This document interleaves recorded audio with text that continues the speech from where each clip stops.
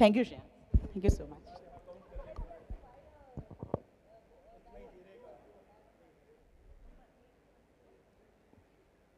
No, we'll start with meditation. Good morning. Good morning, everyone. Good morning.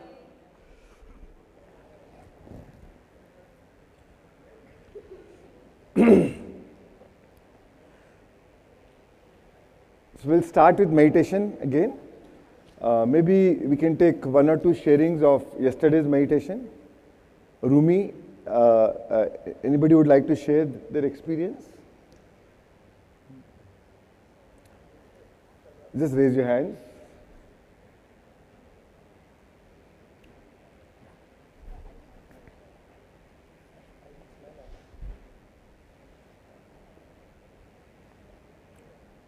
Yeah.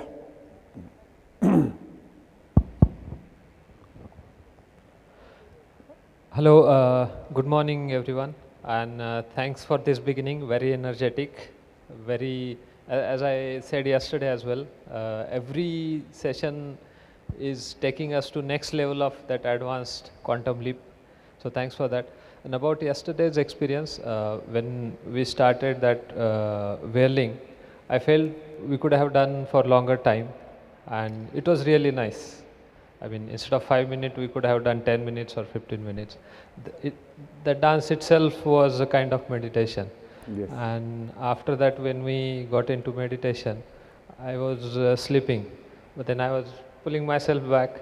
Oh, I need to focus on what you are giving instructions. But again, I was sleeping. Again, I was pulling myself back. But then finally, I slept off. But it was a wonderful experience, one of the unique experience which I would say I had never before kind of. So thanks a lot. Thank you. Thank you. Thank you. Come, we'll start with meditation now. We'll do ego. Right. You want to do in English or Hindi? Hindi for a change? Hindi is fine with everyone?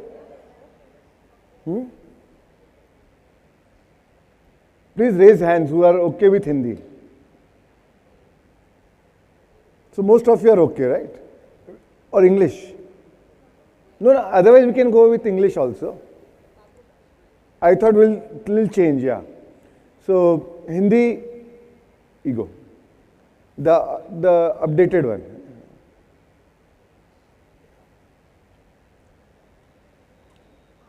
That's how long?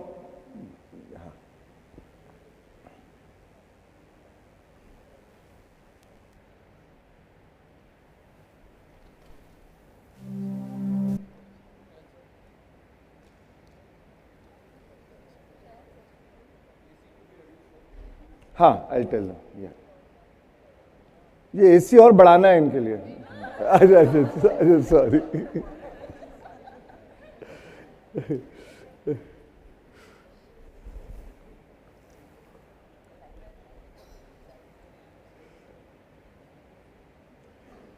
AC to be reduced, है ना? Cooling to be reduced, है ना? Blower कम कर देना. या थोड़ी देर बंद कर दो, फिर बाद में थोड़ी देर बाद चालू कर देना. Keshav, you ready?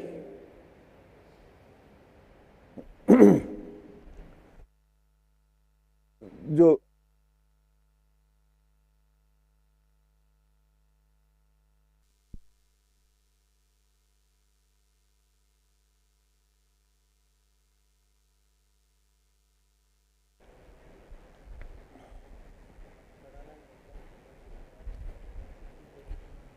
You can start with a little introduction. All right, friends, so let's begin, let's start. I want you all to take a comfortable position. Clasp your hands, cross your legs. You may put on your meditation mask and gently close your eyes.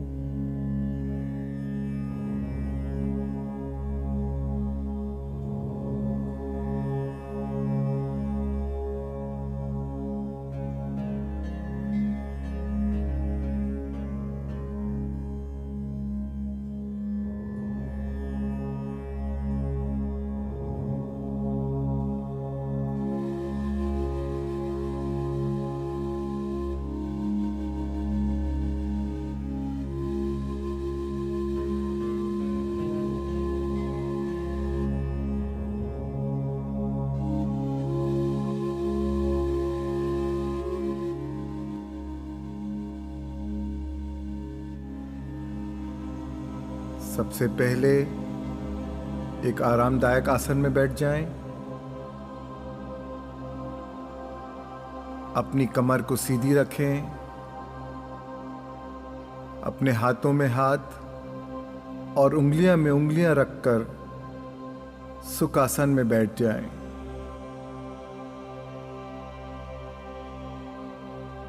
अगर आप कुर्सी पर बैठे हों तो अपने पैरों को क्रॉस कर लें।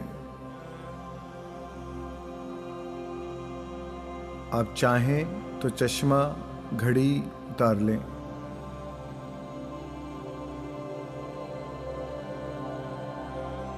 और कोमलता से अपनी आंखें बंद कर लें।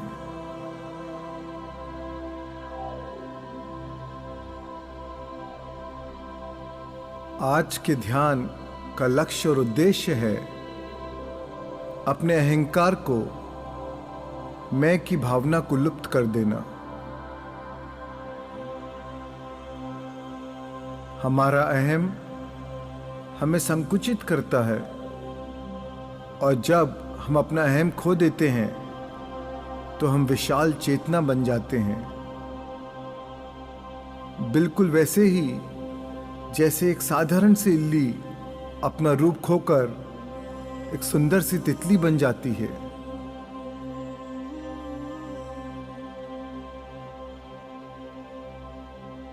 हम यह भी नहीं जानते कि इस अनंत ब्रह्मांड का आदि कहाँ है और अंत कहाँ।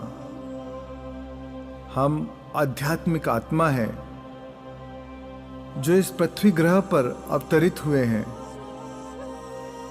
यह पृथ्वी, नियति का यह मैदान ऐसा है मानो पूरे ब्रह्मांड के बीच मिट्टी का बना छोटा सा गोला, और हम तो यहाँ धूल के कण के बराबर भी नहीं हैं। फिर भी हम सबकी अपनी अपनी एक व्यक्तिगत पहचान है और हमारे अहम के कारण हमने इस व्यक्तिगत पहचान को कुछ ज़्यादा ही गंभीरता से ले लिया है। मानो हम ही संसार की सभी बातों का आदि भी हैं और अंत भी। हमारा अहम हमें वास्तविकता की गहराई में नहीं जाने देता, वह हमें सतह पर ही उलझाए रखता है। व्यक्तिगत पहचान और भिन्नता के भाव से अहंकार का जन्म होता है। हमारा अहंकार शरीर या किसी विशेष वस्तु या स्वरूप को ही अपनी पहचान मान लेता है।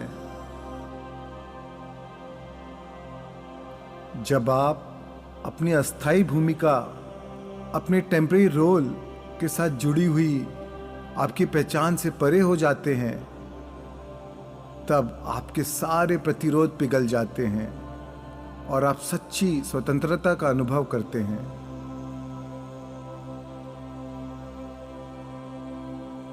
भगवान बुद्ध ने कहा है, अपने अहंकार को एक ढीले कपड़े की तरह पहने।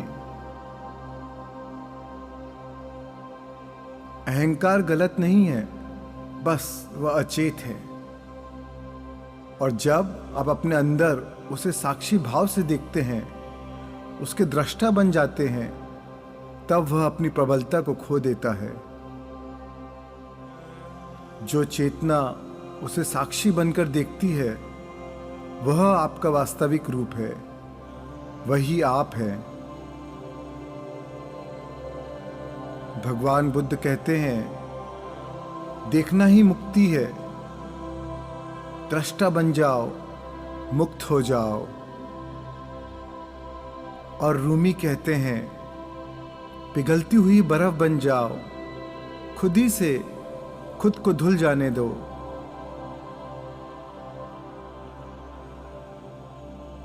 आपको लगता है कि आपके पास जीवन है, पर सत्य तो यह है कि जीवन आपके पास नहीं, बल्कि आप स्वयं जीवन हैं।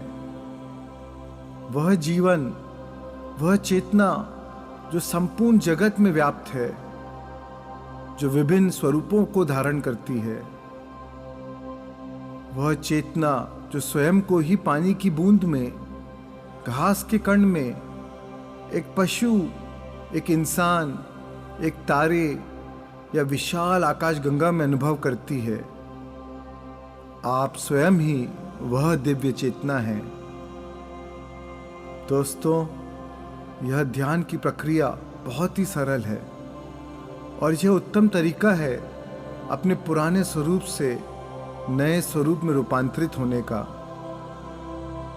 अहंकार से अहंकार को बदलने में काफी वक्त लगता है, इसीलिए हम पूर्ण समर्पण के माध्यम से अहंकार को समर्पित करेंगे ताकि वह पिघल जाए और लुप्त हो जाए, क्योंकि समर्पण एक शक्तिशाली साधन भी है और साधना भी।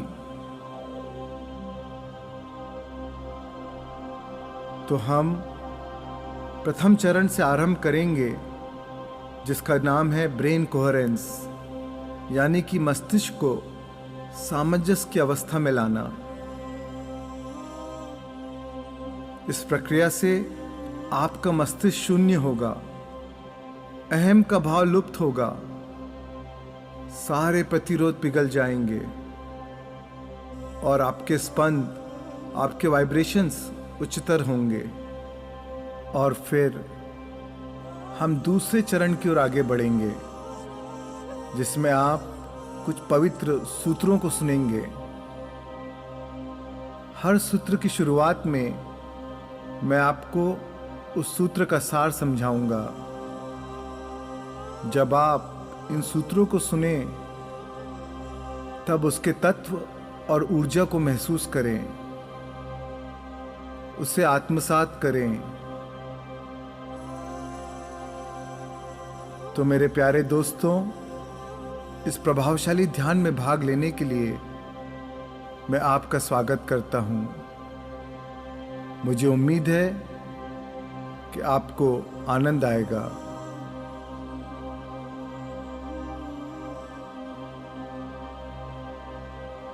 और अब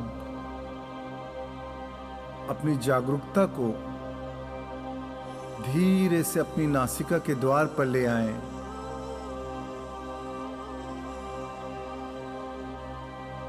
अपनी नासिका से एक गहरी सांस अंदर लें और सांस बाहर छोड़ते समय रिलैक्स हो जाएं।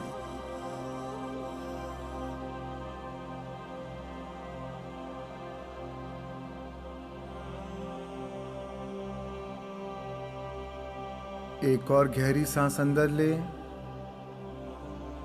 और सांस बाहर छोड़ते समय महसूस करें कि आपका पूरा शरीर रिलैक्स हो रहा है।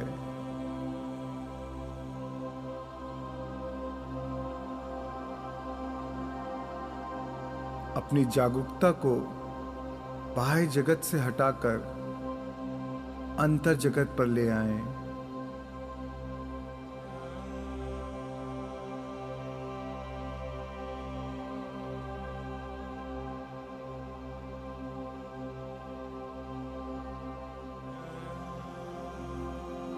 इस क्षण और किसी का अस्तित्व नहीं है, बस आपकी सांस ही है।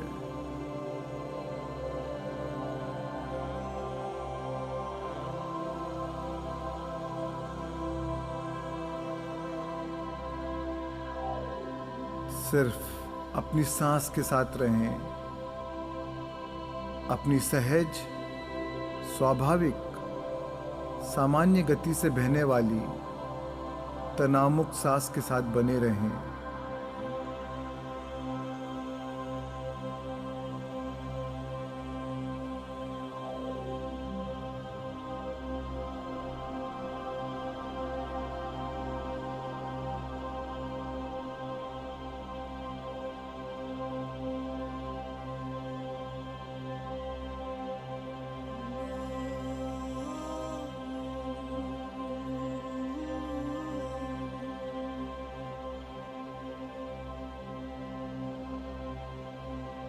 इस वर्तमान क्षण में अपनी पहचान को अपने व्यक्तित्व को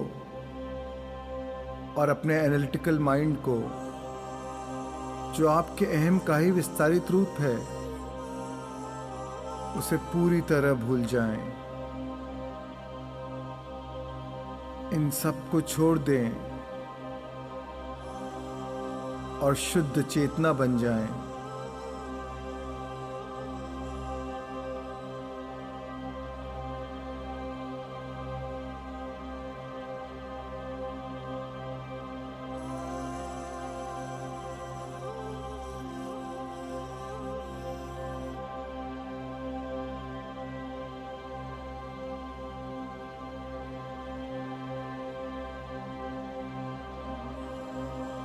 जब आप अपनी नासिका में बहती हुई हर सांस को देखें,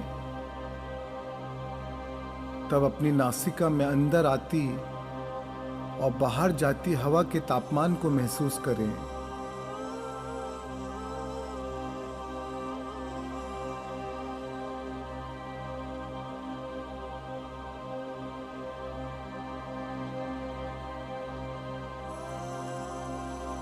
आपकी सांस गर्म है या शीतल, उसे महसूस करें।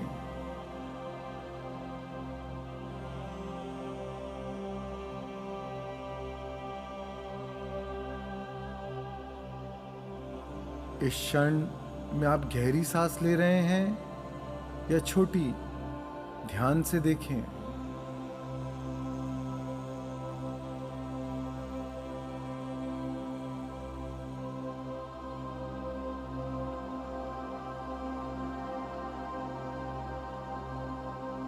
अपनी नासिका में अंदर आती और बाहर जाती सांस के एहसास को महसूस करें।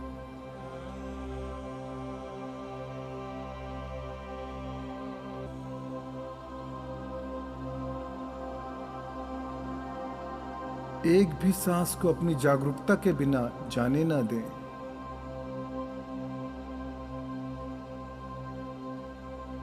हर सांस के साथ अपनी चेतना को जोड़ दें।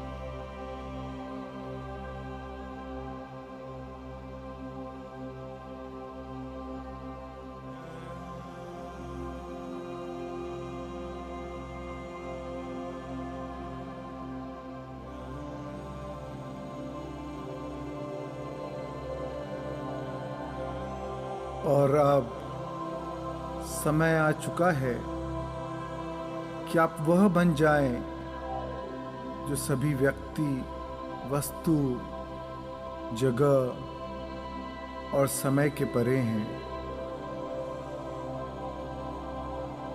अपने सीमितता के हर पहलू को समर्पित कर दें, ताकि आप परमात्मा से मिलकर वह बन जाएं।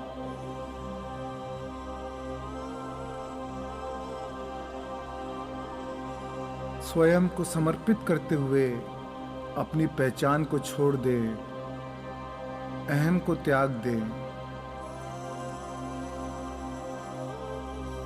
शून्य में व्याप्त शुद्ध चेतना बन जाएं। स्वयं को शून्य में खोकर सब कुछ पा लें।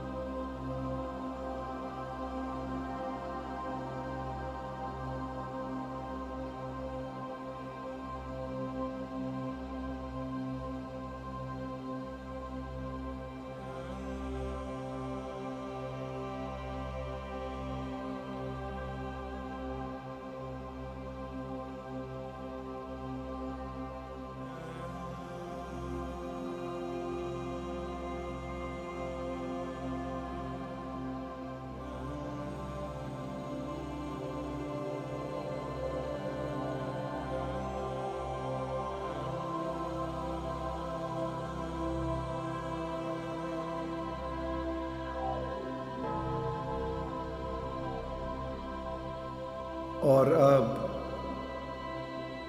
आप जो सूत्र, जो पवित्र स्तोत्र सुनने वाले हैं, उसकी रचना श्री आदि शंकराचार्य ने की है, जिसका नाम है चिदानंद रूपम शिवोहम शिवोहम।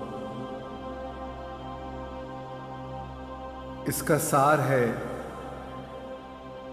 मैं मन नहीं हूं और न मैं बुद्धि, अहंकार या चित्त हूं। मैं न तो कान हूं, न जीवा, न नासिका और न ही नेत्र हूं। मैं न आकाश हूं, न पृथ्वी, न वायु, न अग्नि हूं। मैं शुद्ध चेतना हूं, अनादि अनंत दिव्य आत्मा हूं। मैं न प्राण हूं और न ही पंच वायु हूं, न मैं सप्त धातु हूं और न ही पांच कोश हूं। न मैं वाणी हूं, न हाथ हूं, न पैर हूं और न ही इंद्रियां। मैं शुद्ध चेतना हूं, अनादि अनंत दिव्य आत्मा हूं।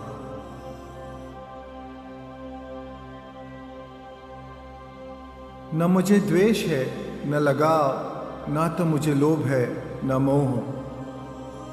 न मुझे अभिमान है, न ईर्ष्या।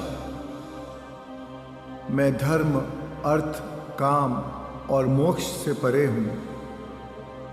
मैं शुद्ध चेतना हूं, अनादि अनंत दिव्य आत्मा हूं।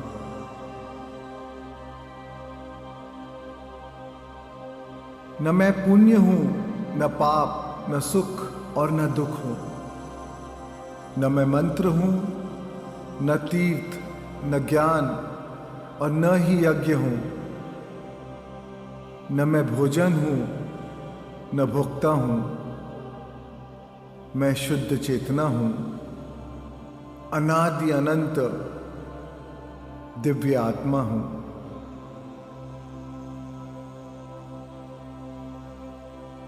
न तो मैं जन्मा हूं और न ही मुझे मृत्यु का कोई डर।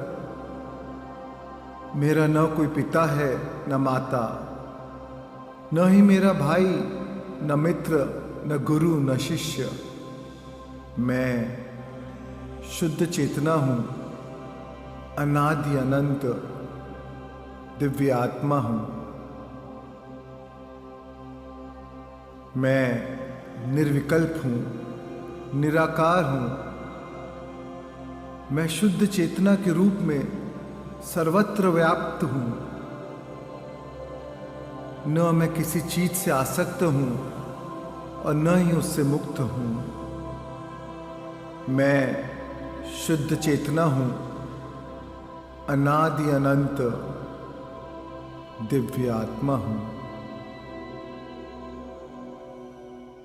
चिदानंद रूप शिवोहम शिवोहम। चिदानंद रूप शिवोहम शिवोहम। मनोबुद्धि अहंकार चित्तानिनाम। न च श्रोत्र जीवे, न च घ्राण नेत्रे, न च व्योम भूमि, न तेजो न वायु। चिदानंद रूप शिवोहम शिवोहम। चिदानंद रूप शिवोहम शिवोहम। न च प्राणसग्नो, न वा पञ्चवायु, न वा सप्तधातु, न वा पञ्चकोश। न Nawakpanipadam Natrapastapayu Chidananda Rupa Shivoham Shivoham Chidananda Rupa Shivoham Shivoham Namedveshanago Namelobamo Madoneva Meneva Matsarya Bhava Natarmo Nacharto Nakamo Namoksha Chidananda Rupa Shivoham Shivoham Chidananda Rupa Shivoham Shivoham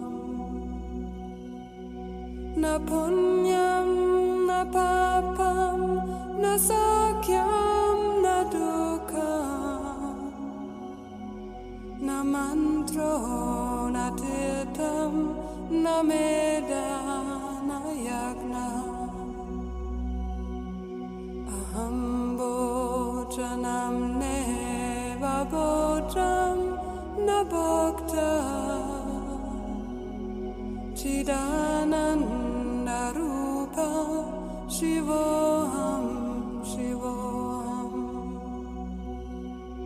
Chidananda Rupa Shivoham Shivoham Namrotyur na Shanka Namejati Veda Pitaneva Meneva Matana Janma Nabandhur Namitram Guruneva Shishya Chidananda Rupa Shivoham Shivoham Chidananda Rupa Shivoham Shivoham Aham Nirvikalpo Nirakara Rupo Vibhurvyapya Sarvatra Sarvendriyani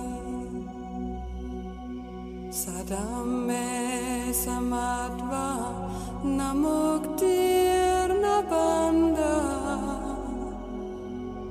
Chidananda Rupa Shivoham Shivoham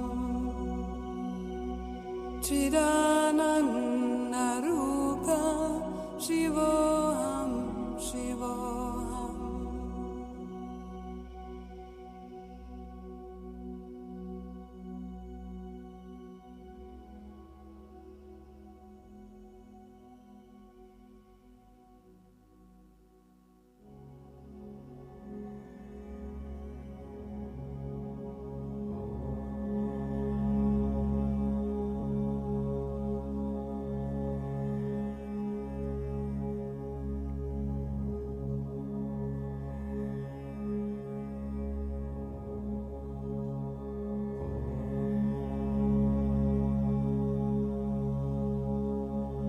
अब हम पुराण में से एक सूत्र को सुनेंगे जिसका नाम है शुद्धोसी बुद्धोसी। इसका सार है, तुम शुद्ध चेतना हो, निर्मल हो।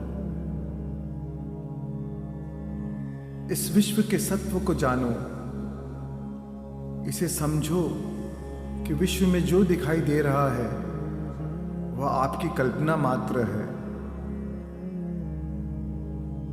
यह शब्दों का माया जाल है, इंद्रियों का बिछाया हुआ जाल है। संसार की माया को छोड़ दो, और मन की मोह निद्रा को त्याग दो। तुम्हें जो नाम दिया गया है वह और कुछ नहीं, बस एक कल्पना है जिसे तुम पर थोपा गया है। यह शरीर तुम्हारा नहीं, न तो तुम इस शरीर के। जैसे मार्ग पर चलने वाला वाहन और उसका चालक एक नहीं, वैसे ही शरीर और उसके अंदर रहने वाला एक नहीं। शरीर का स्वामी शरीर से भिन्न है। यह सोचना मूर्खता है कि मैं ही शरीर हूं। हो सकता है कि कोई तुम्हें पिता माने और कोई पुत्र, कोई माता माने या पत्नी। कुछ कहेंगे तुम मेरे अपने हो, कुछ कहेंगे तुम मेरे अपने नहीं। यह सब मिथ्या है, काल्पनिक है। इसे सत्य समझकर अपनी पहचान मत बना लो। ज्ञानी स्पष्टता से देखता है कि जिन वस्तुओं से आज सुख मिल रहा है वही कल दुख का कारण बन सकते हैं। याद रखो, तुम शुद्ध चेतना हो, निर्मल हो।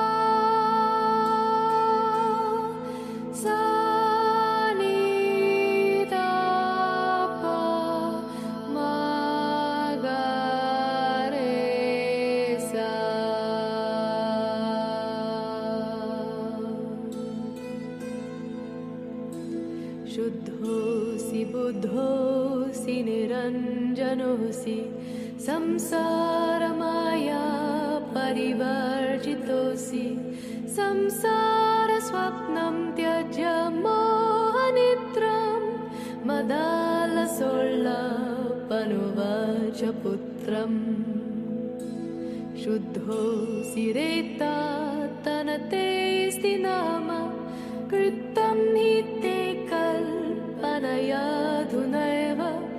पञ्चात्मकं देहमिदं न तेऽस्ति नैवास्य त्वं रोदिषि कस्य हेतुः न वा भवान् रोदिति विश्वजन्मा शब्दोऽयमायाद्यमहीशसूनुं विकल्प्यमाना विविधैर्गुणैस्ते गुणाश्च भौताः सकलेन्द्रियेषु भूतानि भूतैः परिदुर्बलानि वृद्धिं समायान्ति यथेह पुंसः अन्नाम्बुपानादिभिरेव तस्मात् न तेऽसि वृद्धिर्न च तेऽस्ति हानिः त्वं कञ्चुके शीर्यमाणे निजोऽस्मिन् तस्मिन् देहे मूढतां मा व्रजेथा शुभाशुभैः कर्मभिर्देहमेतन् मदादिभिः कञ्चुकस्तेऽपि नद्धा तातेति किञ्चित् तनयेति किञ्चित् अम्बेति किञ्चित् धैतेति किञ्चित् ममेति किञ्चिन्न ममेति किञ्चित् त्वं भूतसङ्घं बहुमालपेता दुःखानि दुःखोपशमाय भोगान् सुखाय जानाति विमूढचेता सुखानि जानाति विद्वान् विमूढचेता यानं क्षितौ तत्र गतश्च देहो देहेऽपि चान्यः पुरुषो निविष्टः मम त्वमूर्व्यां न यथा तथास्मिन् देहेति मात्रं बत मूढतर्षा शुद्धोऽसि बुद्धोऽसि निरञ्जनोऽसि संसारमाया परिवर्जितोऽसि संसारस्वप्नं त्यज्य मोहनिद्रां मदालसोल्लापनुवाच पुत्रम् मदालसोल्लापनुवाच पुत्रम् मदालसोल्लापनुवाच पुत्रम् शुद्धोऽसि बुद्धोऽसि निरञ्जनोऽसि शुद्धोऽसि बुद्धोऽसि निरञ्जनोऽसि शुद्धोऽसि बुद्धोऽसि निरञ्जनोऽसि सा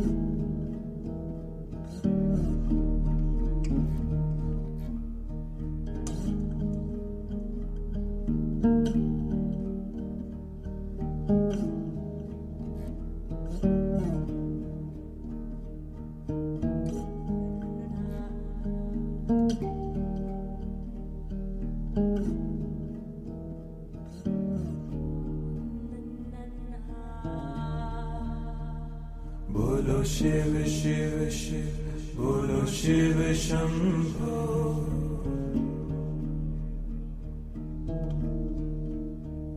Bolo Shiva Shiva Shiva, Bolo Shiva Shambho.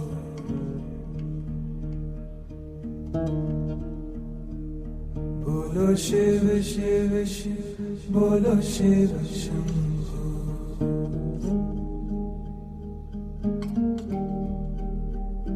Bolo Shiva Shiva Shiva, Bolo Shiva Shambho.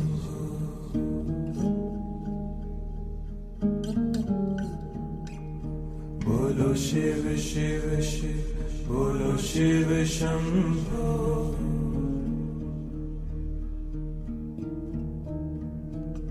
Bolo Shiva Shiva Shiva, Bolo Shiva Shambho.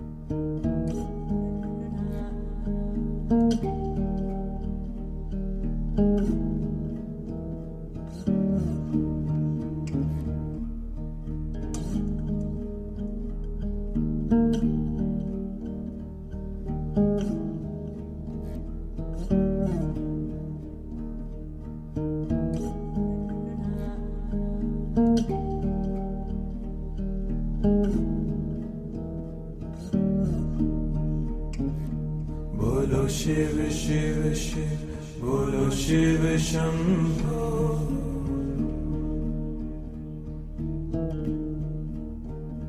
Bolo Shiv Shiv Shiv, Bolo Shiv Shambho.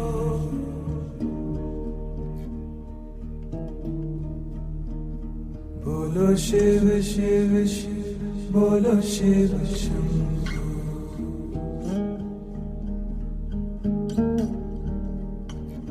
Bolo Shiv Shiv Shiv, Bolo Shiv Shambho.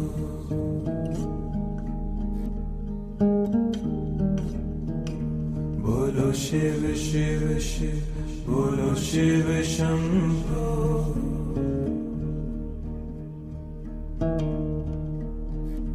Bolo Shiv Shiv Shiv, Bolo Shiv Shambho.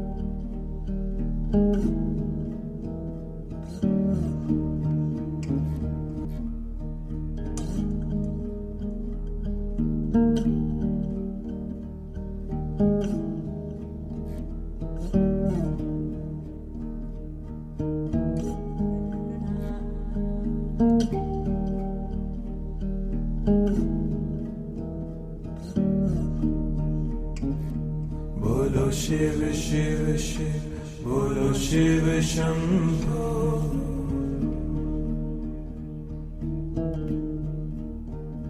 Bolo Shiv Shiv Shiv, Bolo Shiv Shambho.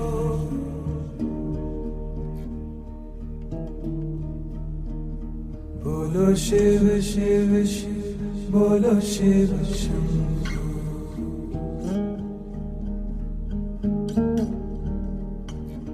Bolo Shiv Shiv Shiv, Bolo Shiv Shambho.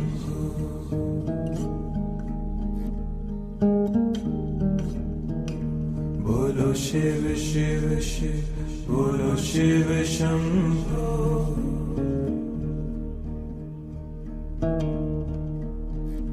Bolo Shiv Shiv Shiv, Bolo Shiv Shambho.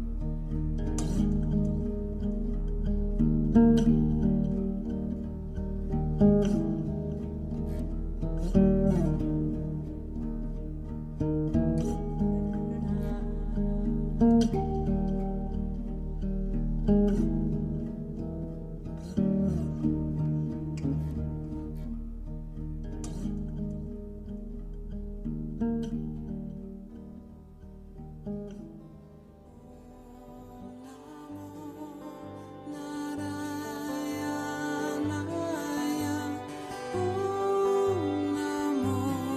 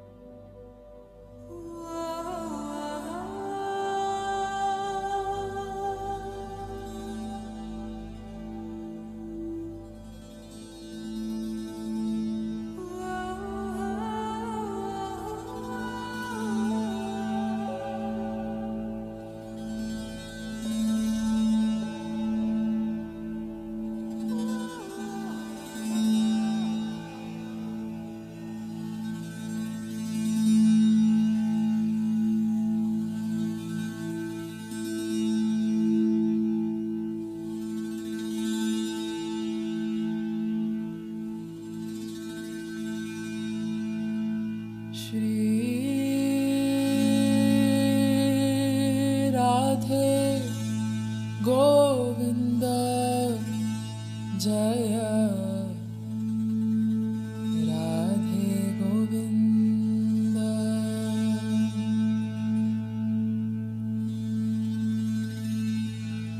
Shri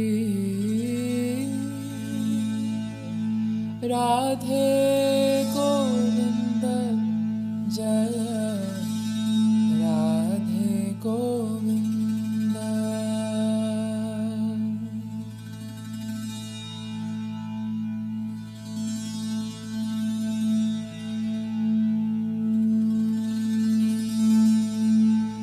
Radhe Govind जय राधे गोविंद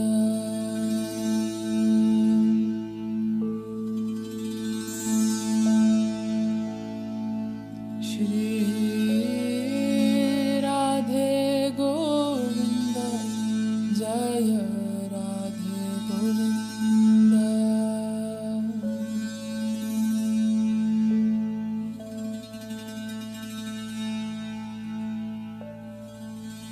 गोविंद राधे गोपाल राधे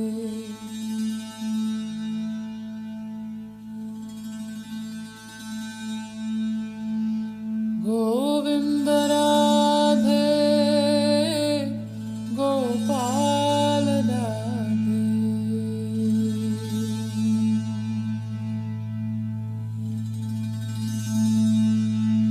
गोविंद राधे गोपाल राधे गोविंद राधे गोपाल राधे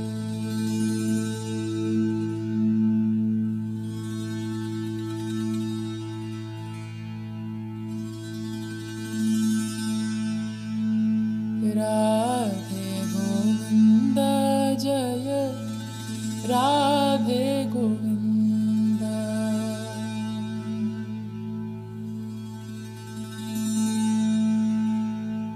श्री राधे गोविंद जय राधे गोविंद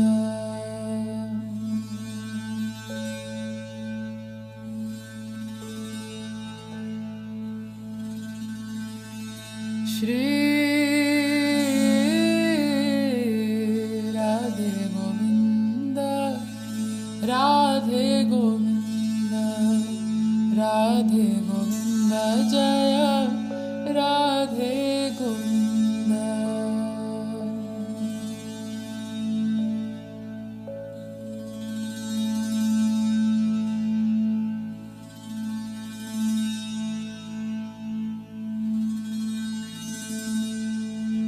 राधे गोविंद जय राधे गोविंद राधे गोविंद जय राधे गोविंद गोविंद राधे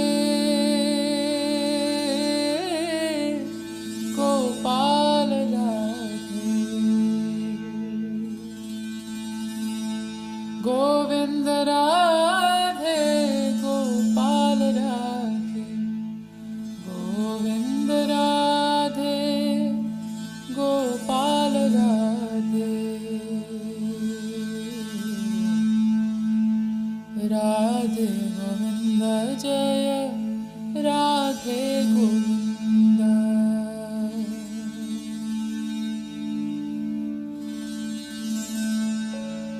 राधे गोविंद जय राधे गोविंद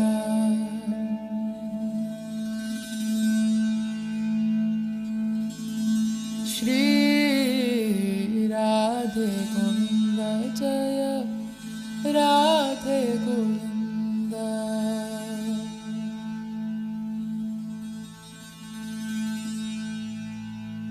गोविंद राधे गोपाल राधे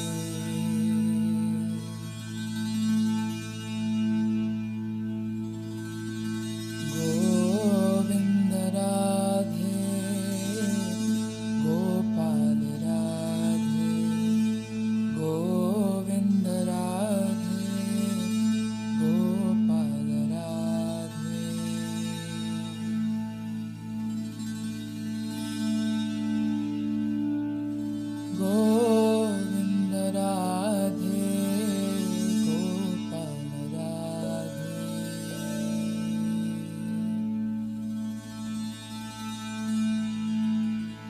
श्री गोविंद राधे गोपाल राधे।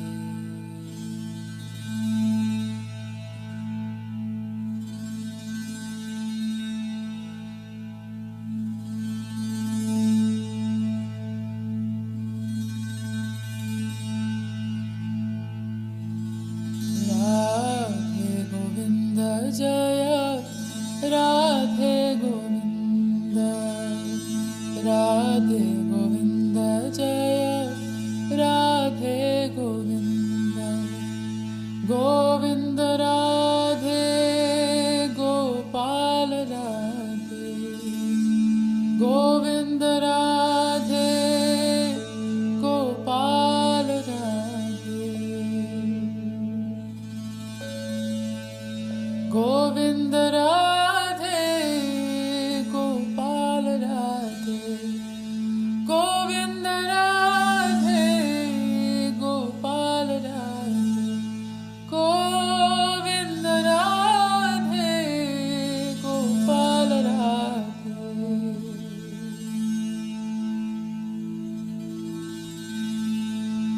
राधे गोविंद जय राधे गोविंद,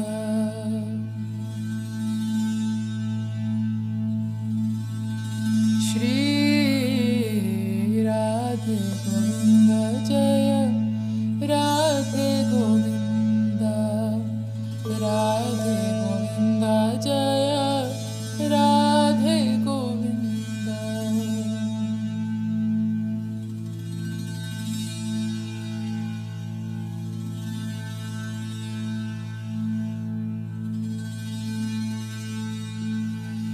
गोविंद राधे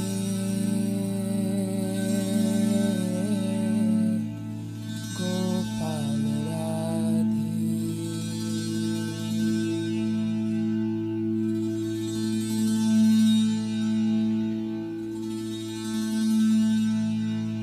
गोविंद राधे गोपाल राधे, गोविंद राधे गोपाल राधे,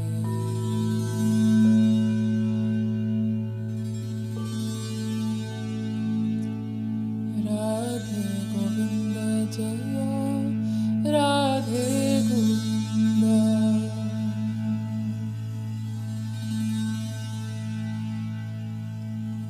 राधे गोविंद जय राधे गोविंद, राधे गोविंद जय राधे गोविंद, राधे गोविंद जय राधे गोविंद, राधे गोविंद जय राधे गोविंद, राधे गोविंद जय राधे गोविंद, राधे गोविंद जय राधे। और अब हे दिव्य आत्मा, अपने दोनों हाथों को अपने दिव्य हृदय पर, अपनी आत्मा पर रखें और वहीं पर अपना ध्यान केंद्रित करें। जब आप इस पावन केंद्र से सांस लेते हैं तो अपनी जागरूकता से आप अपने हृदय को अनुप्राणित कर देते हैं। अपनी जागरूकता को अपने हृदय की ओर, इस रचनात्मक केंद्र की ओर ले आएं। आपकी सांस को इस पावन केंद्र से अंदर बाहर प्रवाहित होने दें।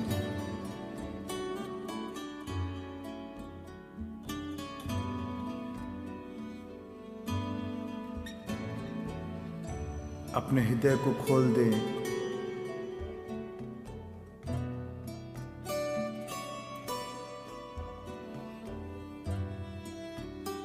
अपार आनंद को असीम कृतज्ञता को महसूस करें, अनंत प्रेम को महसूस करें। अपने हृदय में इस भावना को याद रखें, पूरे दिल से याद रखें। सांस लें, महसूस करें और अपने प्रेम को पूरे जीवन में प्रसारित होने दें। सांस लें, महसूस करें और संपूर्ण जीवन के प्रेम को आलिंगन करें।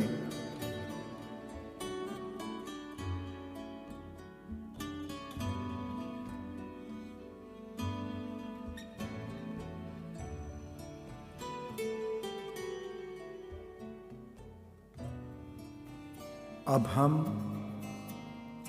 संत कबीर साहिब के एक सुंदर गीत को सुनेंगे। जब आप इस गाने को सुने तब महसूस करें कि आपका अहंकार विलीन हो रहा है। फलस्वरूप जो स्वतंत्रता मिली है उसके उत्सव में अपने मन को मस्ती से झूमने दें। मत कर माया को अहंकार, मत कर काया को अभिमान, काया कार से काजी। मत कर माया को अहंकार, मत कर काया को अभिमान, काया कार से काजी।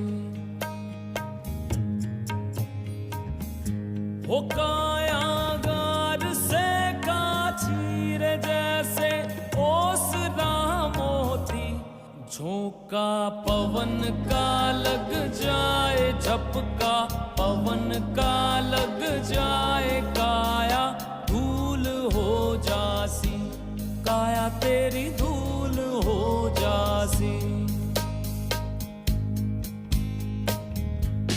ऐसा सख्त था महाराज जिनका मुल्कों में राज, जिन घर झूलता हाथी। वो जिन घर झूलता हाथी रे, उन घर दिया ना बाती। झोंका पवन का लग जाए, झपका पवन का लग जाए, काया धूल हो जासी, काया तेरी धूल हो जासी।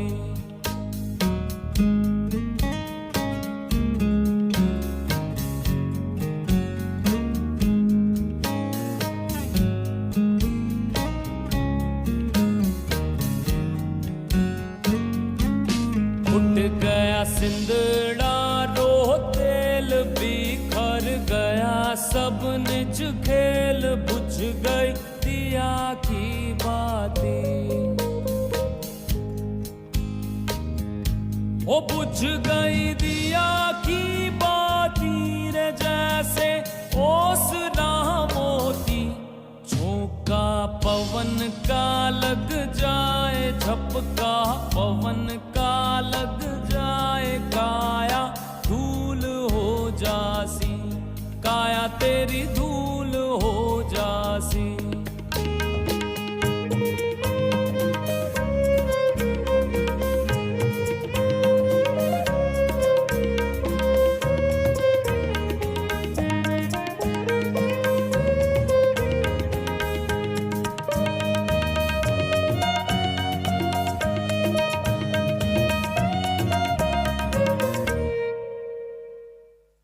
और अब जब आप तैयार हों तब धीरे से अपनी जागरूकता को वापस ले आएं। एक नई चेतना में, एक नए शरीर में, नए संसार में और नए समय में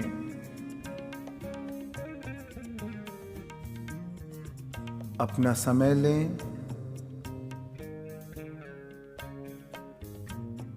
और वर्तमान क्षण के प्रति जागरूक हो जाएं।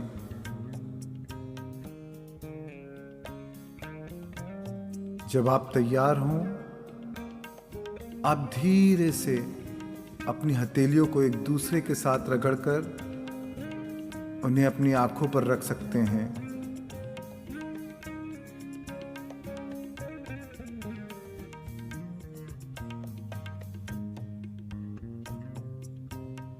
पाँच, 4, 3, 2, 1। धीरे से वर्तमान क्षण में आ जाएं। आनंदित और धन्य महसूस करते हुए अपनी आंखें खोलें। इस भावना के साथ बने रहें और वापस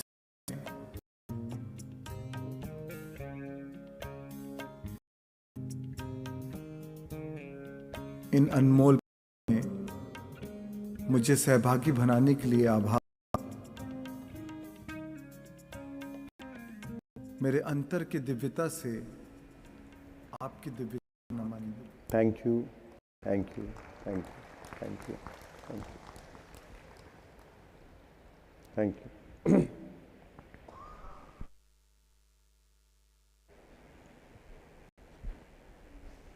Turn the lights.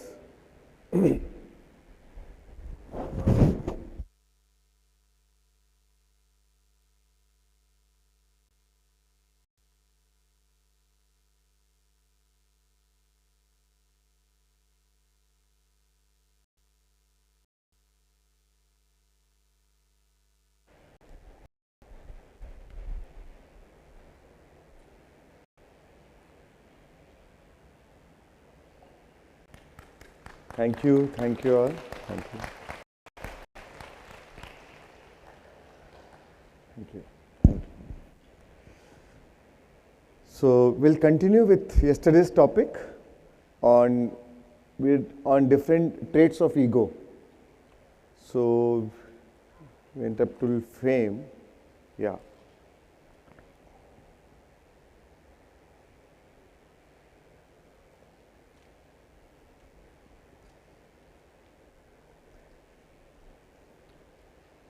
This I covered.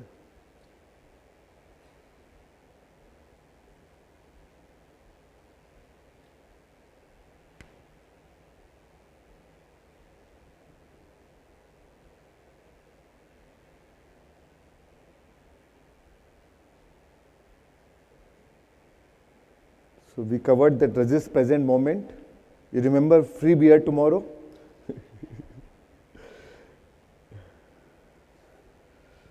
Okay.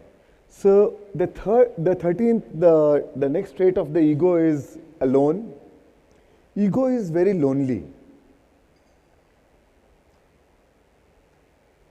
Ego feels extremely lonely because so that's why people who are very egoistic or ego men, they hate solitude, right? They always need people around them. They always need, if you see politicians, they always need people around them, right? So ego, because on its own, ego is extremely lonely. And when they are alone, they can't take that loneliness. For them, it's like a suffering. They can't bear that loneliness. So that's the solitude is a pleasure of being alone. Loneliness is the pain of being alone. Right? So they always need some distraction. Because the moment they feel alone, they feel very reduced.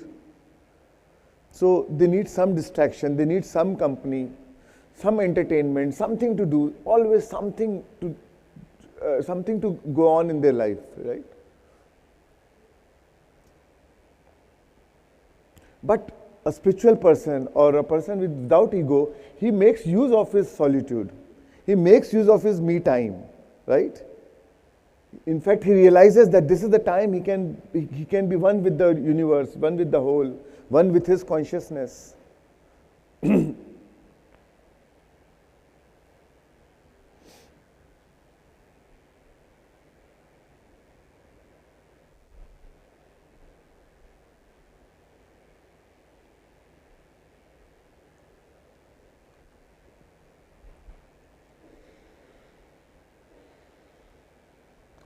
14th is ego seeks approval.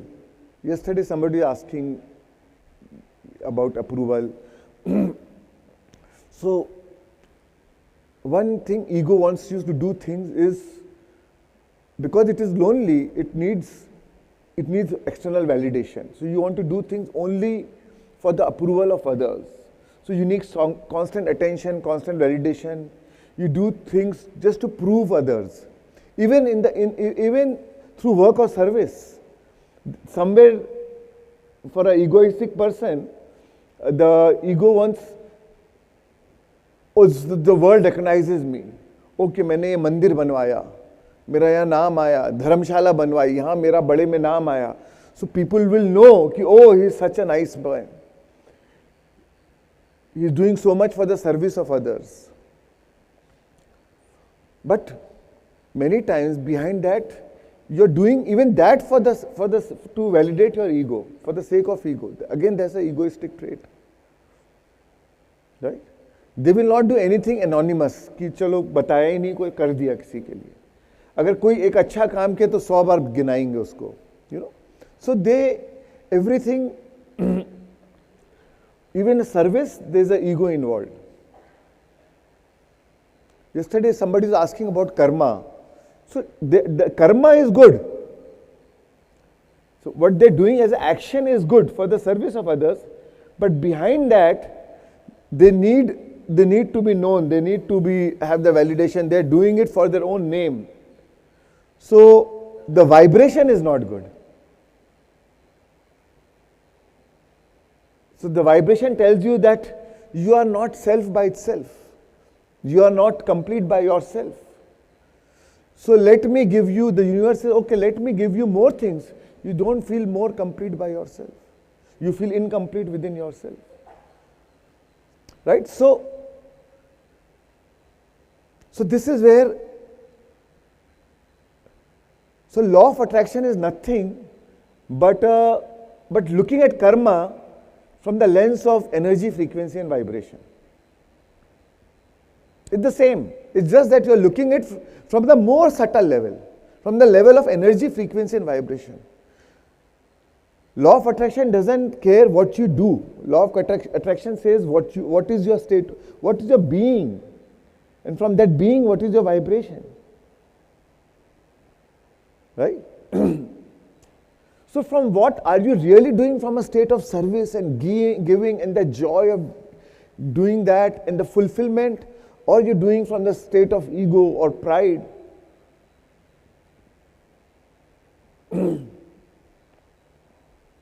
So it is important to view our life without any external reference. Steve Jobs said, don't let the noise of others' opinions drown your inner voice. So the only way we should measure ourselves should be our own self. You have to become your own yardstick. Right? So it doesn't matter whatever it is, our body shape, body weight, academics, sports, achievements. Everything we are conditioned by how others look at it, how others think it. Right? And this is what been a conditioning from our children, from our childhood. This is what the parents taught us. We teach our children. Right? Only you have so many grades, so much of accomplishments, this degree, that degree, then you are good enough. So they learn to do something from the place of lack. Okay, when I get this, then I'll be complete. But The truth is we are complete by ourselves. We are consciousness. We are consciousness alone. And everything that we do should come out of the fullness of that, from the joy of achieving, from inspiration, not from desperation. It should, all our external accomplishments should be an act of inspiration, not desperation, not coming from lack.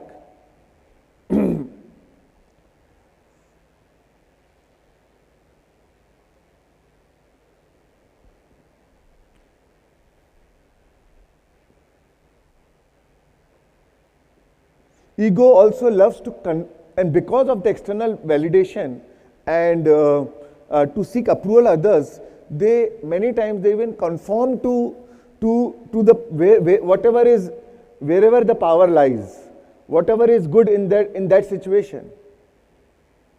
They will not have the courage to stand in their own truth.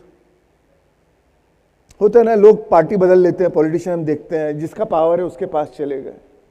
Because the ego can't survive without power. They can't survive. अच्छा, अगर वो politician है, there is no ideology, जिसके उसके हाँ में हाँ बोलो, right? There is no ideology, because when the ego takes over, ego makes you do that. Opposite of courage is not cowardice but conformity. Opposite of courage is not cowardice, but conformity.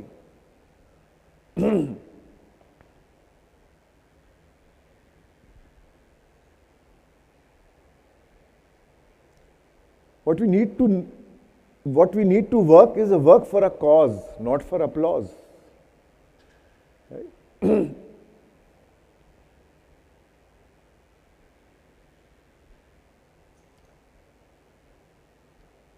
An egoic person always like to be the center of attraction in any conversation.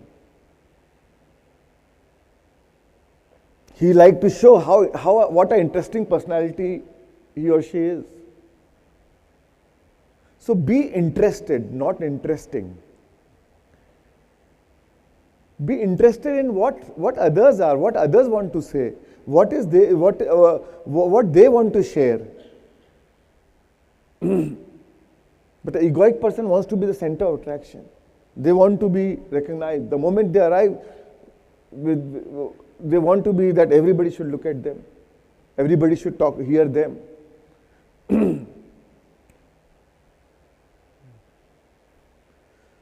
But the truth is, the goodness in our life does not come from someone else. So there is no need, there is no reason, there is no need to play up to another or try to remain in some other's good graces or good books.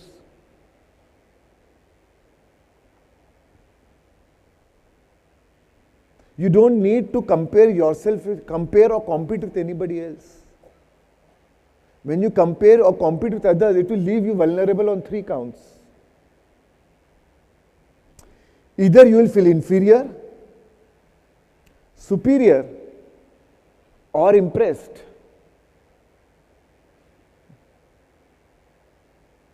And all 3 states are dangerous because they all disregard the underlying principle of a true connection with a true self,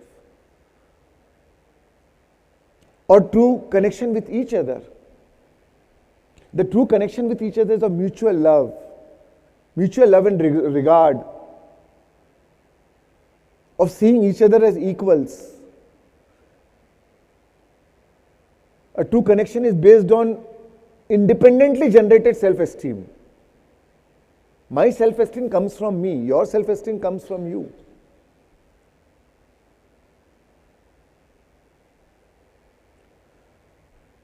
So it is important to stay centered in your own elevated self-esteem, own elevated self-respect. And that will help you to remain undisturbed by, thus said, I can do nothing for you. I can do nothing for you but work on myself. You can do nothing for me but work on yourself.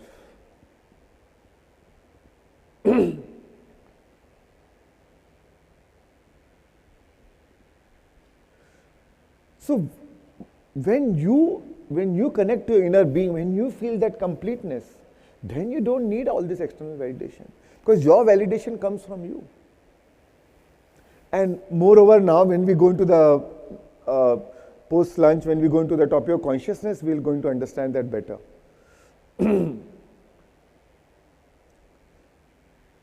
Lao Tzu said, when you are content to be simply yourself and don't compare or compete, everyone will respect you.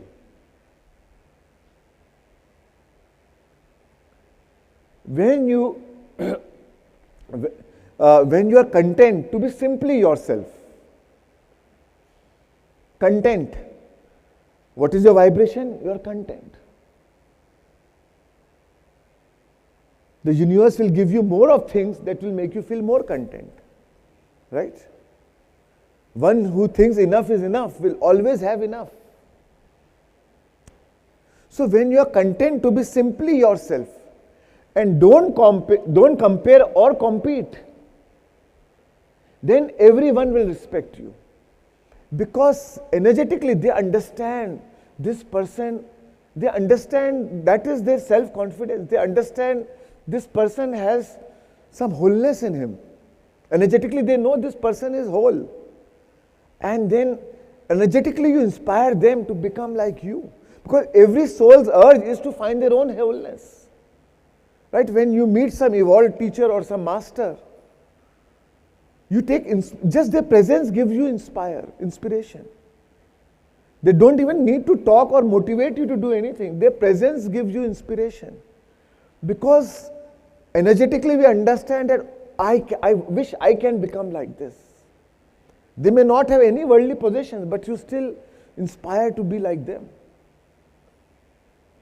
Because that is the urge of every soul to accomplish itself, to feel complete in their own being. And that is our nature.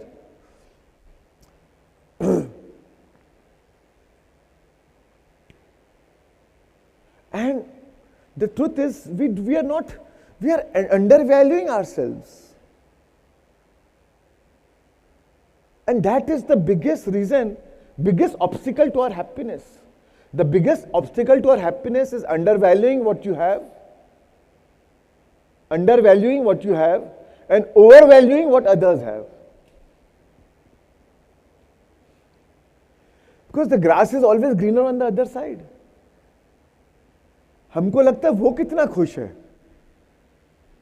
उसको लगता है वो दूसरा कितना खुश है, क्योंकि सब अपने आप को अंडर वैल्यू कर रहे हैं और दूसरे को ओवर वैल्यू कर रहे हैं.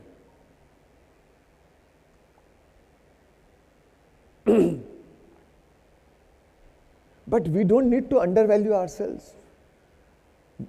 When we know that we are consciousness, once we understand, once we connect to that being, once we connect to the inner being, we know we are complete by myself. Then where is the question of undervaluing yourself? So it is important to remain in your own, can be connected with your own being by not betraying yourself. To speak your truth. To speak your truth with gentleness and love. And have courage.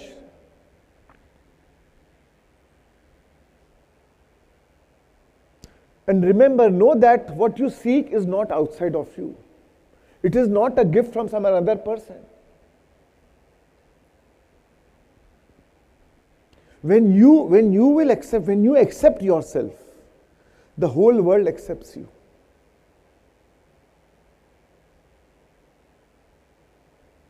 Even as a parents, we need to make sure that we don't make our child keep feeling he is not good enough, or he is lacking something, and only when he accomplish or he or she accomplish something, then only it is fine. First, we have to make them feel full. We have to make them full complete, because anyways, it is our conditioning which is taking us toward, it is taking our children towards the feeling of lack. And now the more they see on Instagram and social media, the more they feel lack about themselves. So all the more it is need to be aware as parents to make sure that we teach the children that fullness of themselves.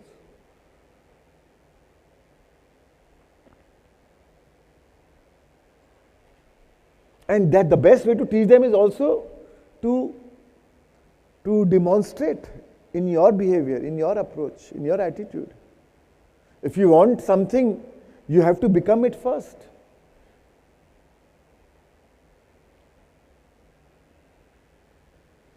Manifestation is not, it's not what you want, it's what you do not get what you want, you get what you are. So what you are, you have to become first. Whatever you want in your life, you have to first become first. If you want something, you have to become it first. If you want love, love yourself first. That's why I said spirituality is about being selfish. Selfish for your soul. But to become selfish for your soul, you have to become selfless for the ego. The journey is that. So if you want love, love yourself first. If you want to be valued, value yourself first. If you want to be taken care of, take care of yourself first. Become the energy that you want to attract.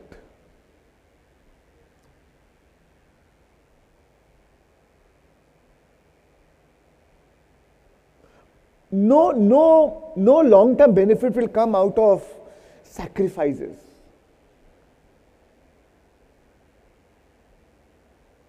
Because when you're doing something for somebody with the feeling of sacrifice,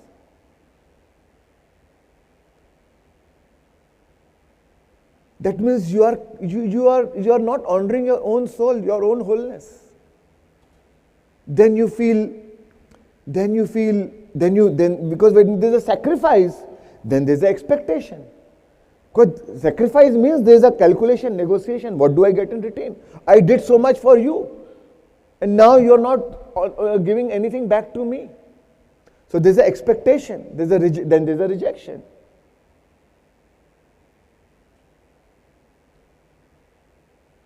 Then there's an anger, there's a frustration, and the whole vicious cycle goes on and on. Then the blame, resentment. But ego loves all these dramas. Sometimes ego even tell you to sacrifice and do something. So that there's expectation. Because ego loves you to keep you trapped in this three-dimensional reality.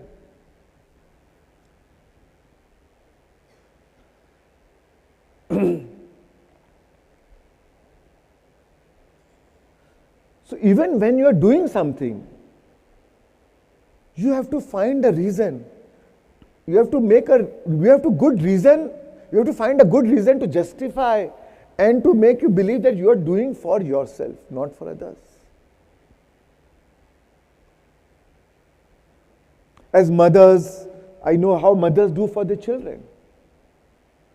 But if you think you're doing as a sacrifice for my child, no, you have to rewire yourself to think that I am doing because it makes me feel good. The very act of doing for my child makes me feel good. So you are actually doing because it makes you feel good. Because you feel my child, this child belongs to me, or I am attached to the child, or whatever it is. Find a reason to justify. I'll say, forget anything. Don't do anything which you do not want to do. And if you want to do something, find a good reason to justify and then do it. Many times I don't like to go for some social gathering or some party. I mean, Bombay life is always so hectic, and so either I don't go, and even if I want to go, even if I didn't want to go, I find some reason. Say suppose my wife really wants to go, but I don't want to go, but she needs my company. Then my reason is, no, I want to go because I want to give company to my wife, and so I will go. And when I go, then now that we are there, make the best of it, be in that moment. So find a reason to do, find a good reason to do why you're doing. There's no goodness comes out of me if I still drag myself to the party and I'm resistant and people are drinking and shouting and just social hi, hello, butterfly kisses, and you are in a state of resistance and you come back, oh shit, I wasted my time. There's no point. I'd rather go there and have 2 beers and enjoy, have fun. So don't do anything out of the state of resistance or when you don't want to do, or you have to oblige because of somebody's good graces कि उसको बुरा लग जाएगा.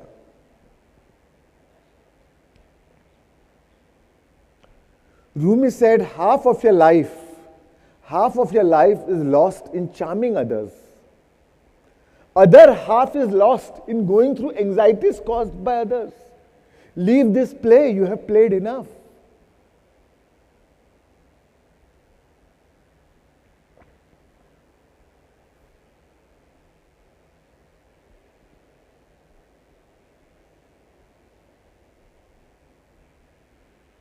The goodness in your life comes from your connection with your inner being. That is your ultimate source. That source is your ultimate resource. We don't need to outsource to anything outside. Why do you need to outsource when you have something in you, within you? Even your happiness.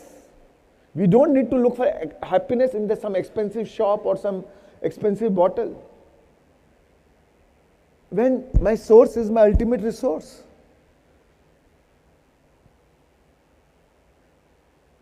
So first, be connected to that source.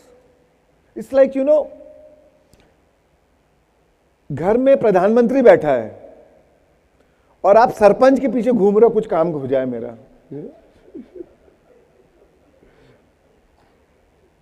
And the Prime Minister is sitting in your house waiting for you to help you, to give you whatever you want.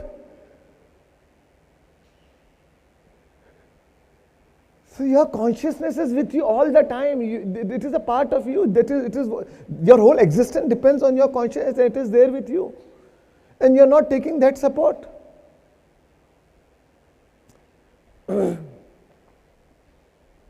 So friends, that's why it is yours. It is yours to give, not to acquire. When you are fullness, all you want is to give. The giveness is your nature. It is the joy in giving. For me, a lot of time people tell me, Arey, you're doing so much for others. But in my mind, I know I'm not doing for others. But ego loves to be spiritualized. Oh, I'm revolutionizing, I'm bringing a whole revolution to the world. I'm transforming so many people. Ego loves to believe that. But I know that I am not doing anything for others. I am doing because it gives me fulfillment. So it is I am doing for myself.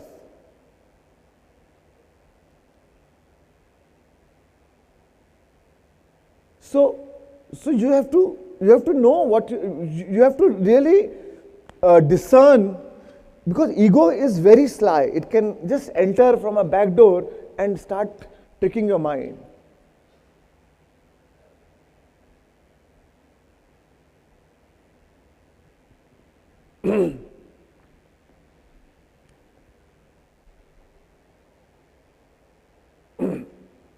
So it is yours to give, not to acquire.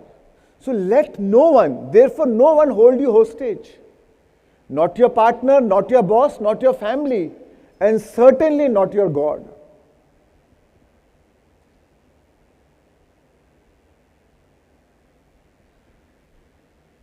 Because you are God.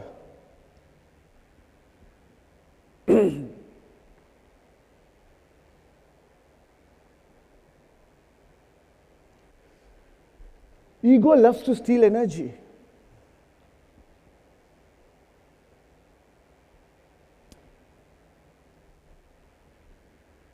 Because ego has this no energy of its own.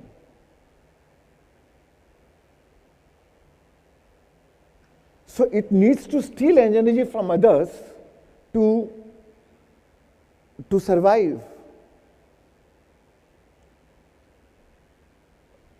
So I'm going to share with this a little later on the next slide on this part, how ego steals energy.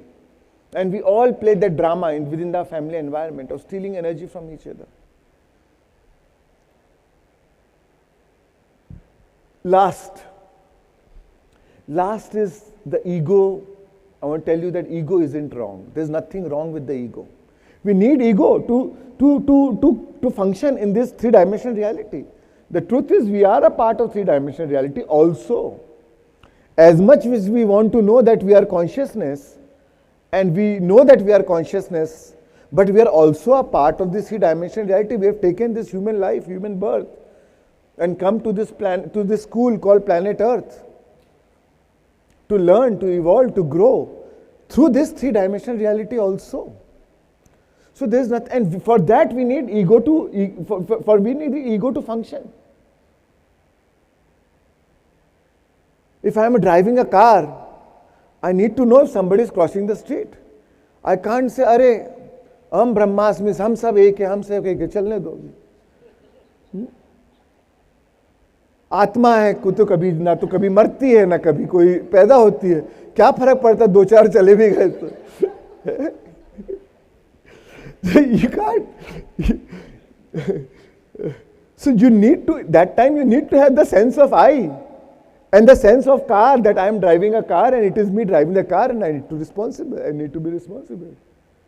Or you can't say, अरे कोई भी आपके घर में घुस गया, हाँ हम सब एक है, we are all oneness, come आ जाओ सब यहीं सो जाओ.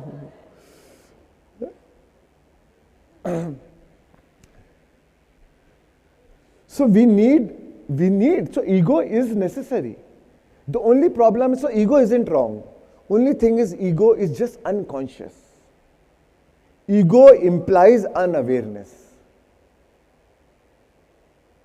We are unaware when we are operating through our ego, or when we are, or when we should operate from our consciousness.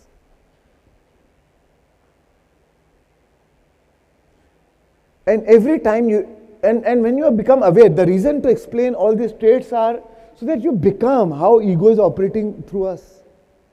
So you become aware of how ego is operating through you. And every time it is recognized, it is weakened. Right? Awareness is the key agent for change. Ego implies unawareness. The moment you become aware of the ego, you become separate from it. That awareness is the key. Right? Buddha said, seeing is freeing. जो दृष्टा है वो मुक्त है, जो साक्षी है वो मुक्त है. Seeing is freeing. The moment you see your ego, now you are separate from that. And the moment you see it, the ego is weakened. It loses its intensity.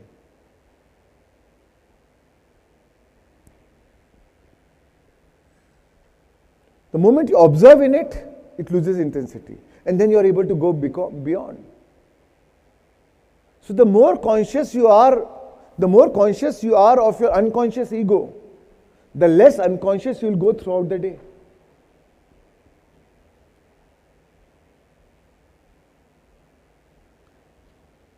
Another thing is, don't take ego too seriously. Ego wants you to become super serious in life. Serious. I see so many people who've been into spirituality for 20 years.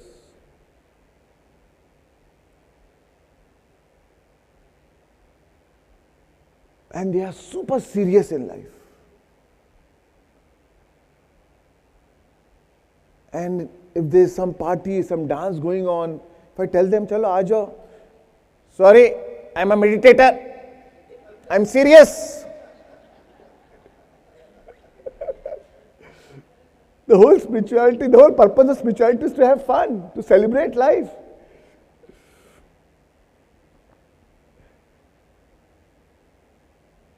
Actually, the best way to manifest what you want in your life is having fun. In the range of emotions,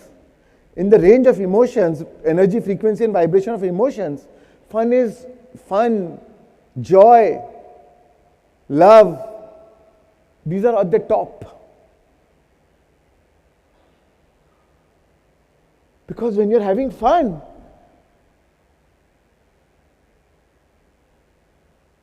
in fact, when you're having fun through joy, at that moment the ego is, your I is gone. You're enjoying in the moment.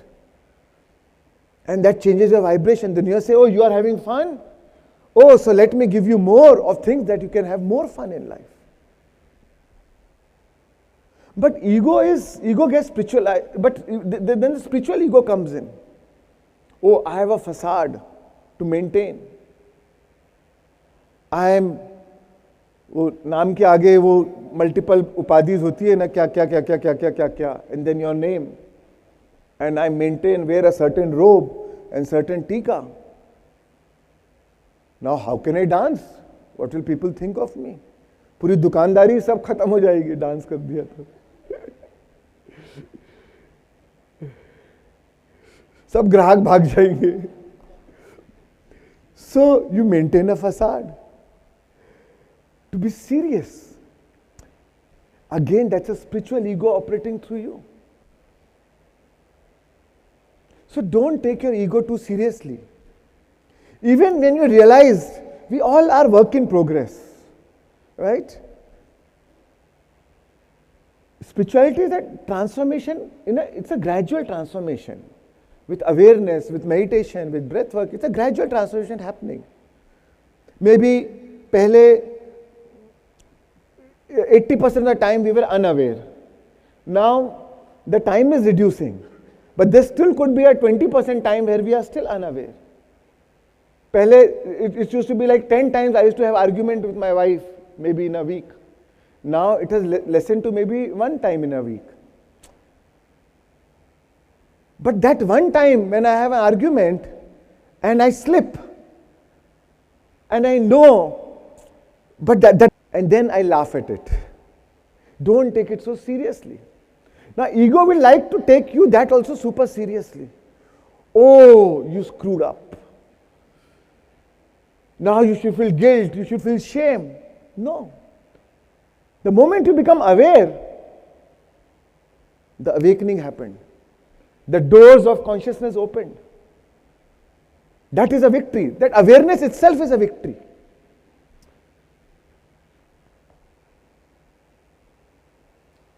You lost the battle by losing yourself, but the moment you became aware,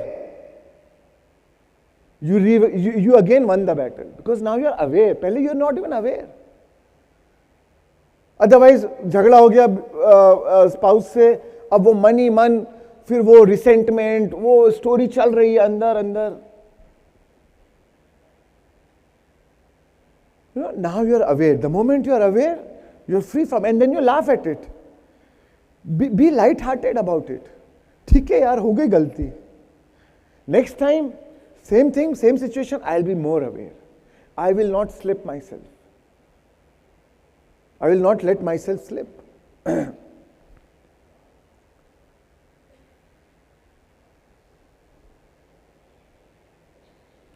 So smile about it, laugh at it.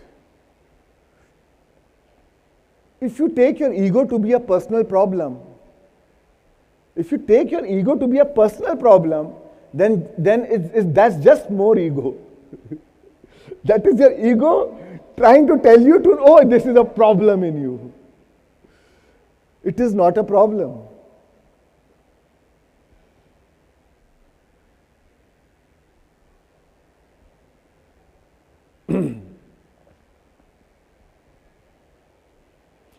When you laugh at it, when you smile at it, once you're aware, then you are free to even, you are okay to even acknowledge your mistakes.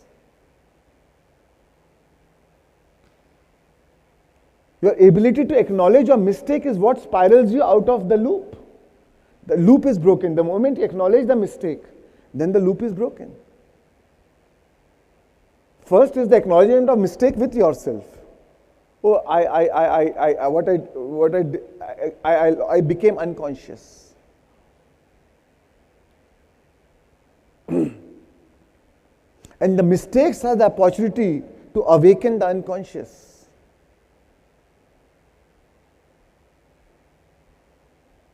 So there's no problem with mistakes also. If you made a mistake, it's fine, but use it as an opportunity to awaken the unconscious in you. That unconscious which makes you repeat the life lessons, because as long as you're unconscious, you don't learn the life lessons. And which keeps you stuck in the same toxic cycles. But then you become aware. And we all make mistakes. No man dies without making mistakes. But not every man acknowledge that life's greatest lessons are often disguised as mistakes. So if you made a mistake, use it as a learning tool. Use it as a lesson.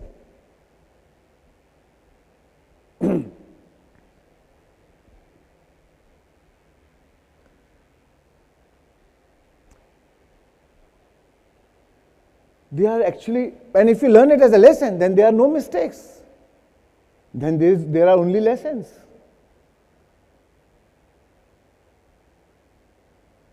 If you could erase all the mistakes of the past, if you could erase all the mistakes of your past, you would erase all the wisdom of the present. Because most of your life's wisdom has come from your mistakes.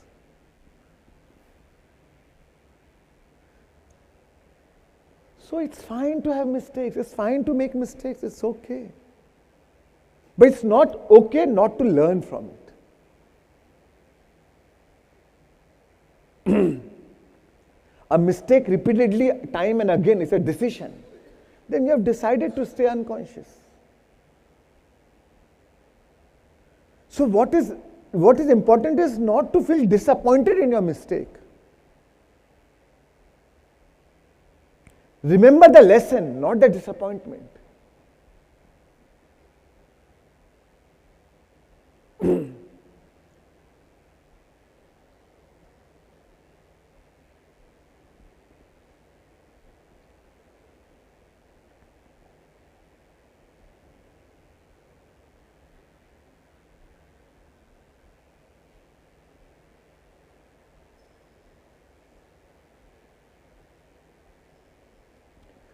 Right, so the time now. We'll take a tea break. Come. We'll take a tea break and then we meet at 11:50. It's 11:24 now, so 11:50 we meet. Okay, see you then. Then we'll go into the role playing part of ego, how we play different roles in our lives. Yeah. Thank you. Thank you.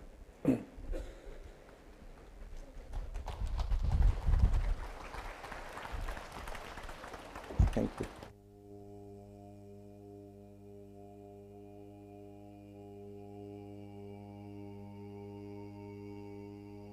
Say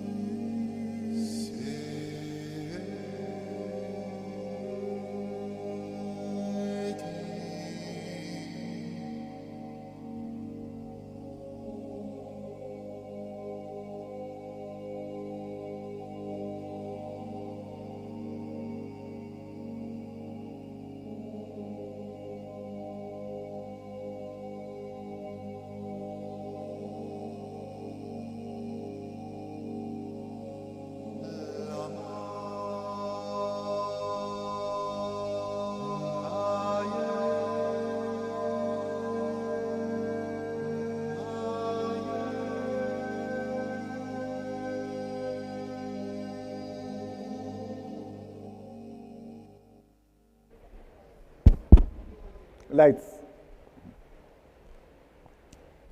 So welcome back.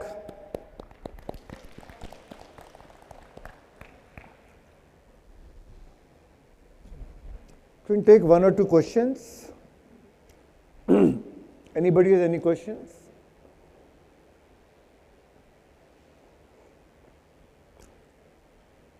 Yeah. So just now in the break, somebody was asking me that one of his family member is an alcoholic and how to deal with it.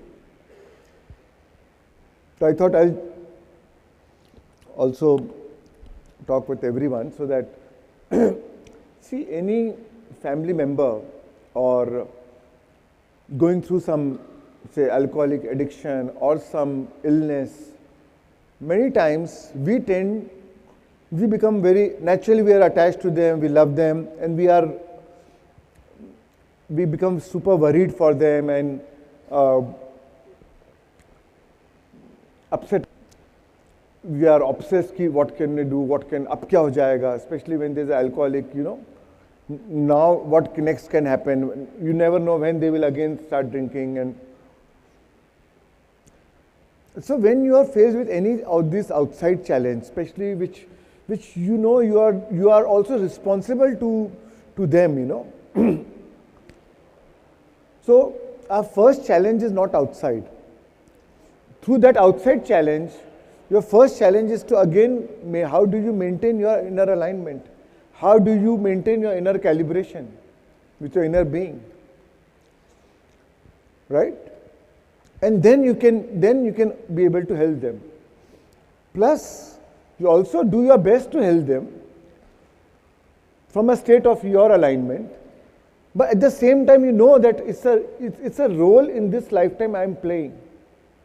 As a relationship, as a brother, father, mother, sister, daughter, whatever. It's a role I am playing. And then you honor their own journey. You also accept with the level, not from a state of resistance, from a state of acceptance. Even if he or she is an alcoholic, you accept the person to honor their journey. Of course, you will tell the tools, like I told them, if he is open to it, then make him do breath work. Give him tools, give him techniques. I'm sure you will do a counseling, go to some even medical doctor, whatever you need to do. You will do everything. But from the state of acceptance, maybe they'll change, maybe they may not change. You honor their journey. It is their soul's journey. You have to honor their journey. Maybe they'll learn in this lifetime, maybe they'll learn in next lifetime. Maybe it is a part of your soul contract, and he has, out of compassion, he has chosen to come in your family and to be an alcoholic. So it gives all the family members as an opportunity to evolve, to find their alignment. So the person may be alcoholic out of compassion for you. So any challenges when you face in a life is an opportunity for the expansion of your consciousness. Without contrasting situation, without contrast, without challenge, there is no expansion, there is no growth. So challenge should be taken as an opportunity for your growth. Imagine a person is alcoholic in your family. Of course, you are very disturbed or anxious, and you have lost your alignment. But in spite of he being an alcoholic, you have come to the state of own alignment. You are at peace with yourself. You have come to the state of acceptance. You have come to the state of understanding, oh, it's a role I am playing. Why am I taking this role so seriously? That does not mean you shy away from your responsibility. You do what you have to do. But from what state of being you are doing what you are doing? Earlier you were doing from a state of worry and anxiety and resistance and panic and desperation. Now you are doing from a state of alignment.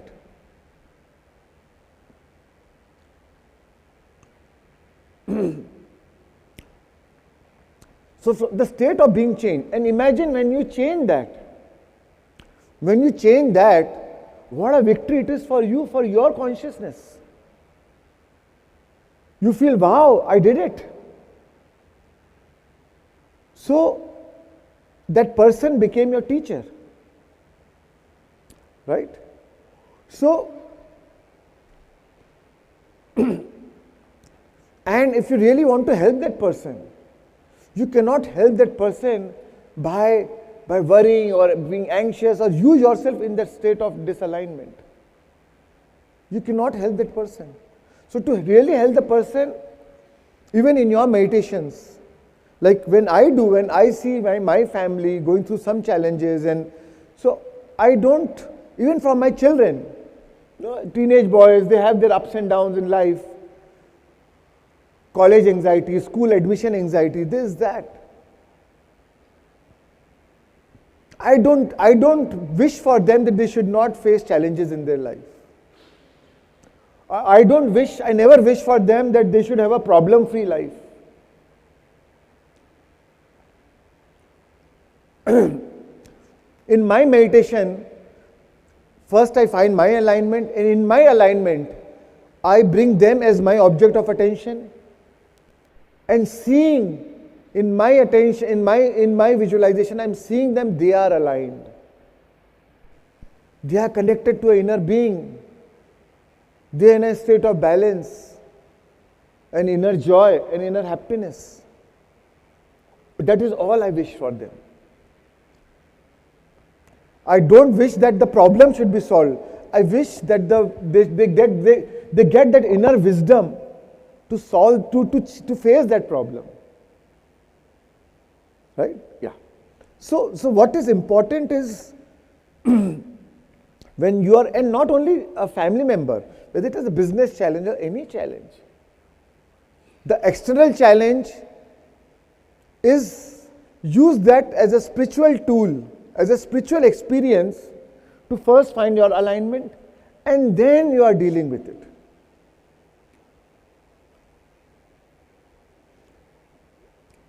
And when things change inside you, things change around you. It's a law. So with your alignment, even your words have value. When you tell that person something, he will listen to you. Your words carry weightage when you're in a state of alignment. The words carry the power when it is coming from a state of alignment. इसलिए कई महापुरुषों का एक sentence भी हमको transform कर देता है, दिल पे लग जाती है बात,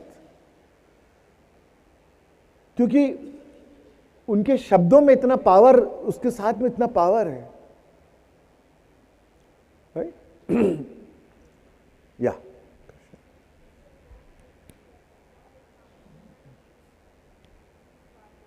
Just a minute.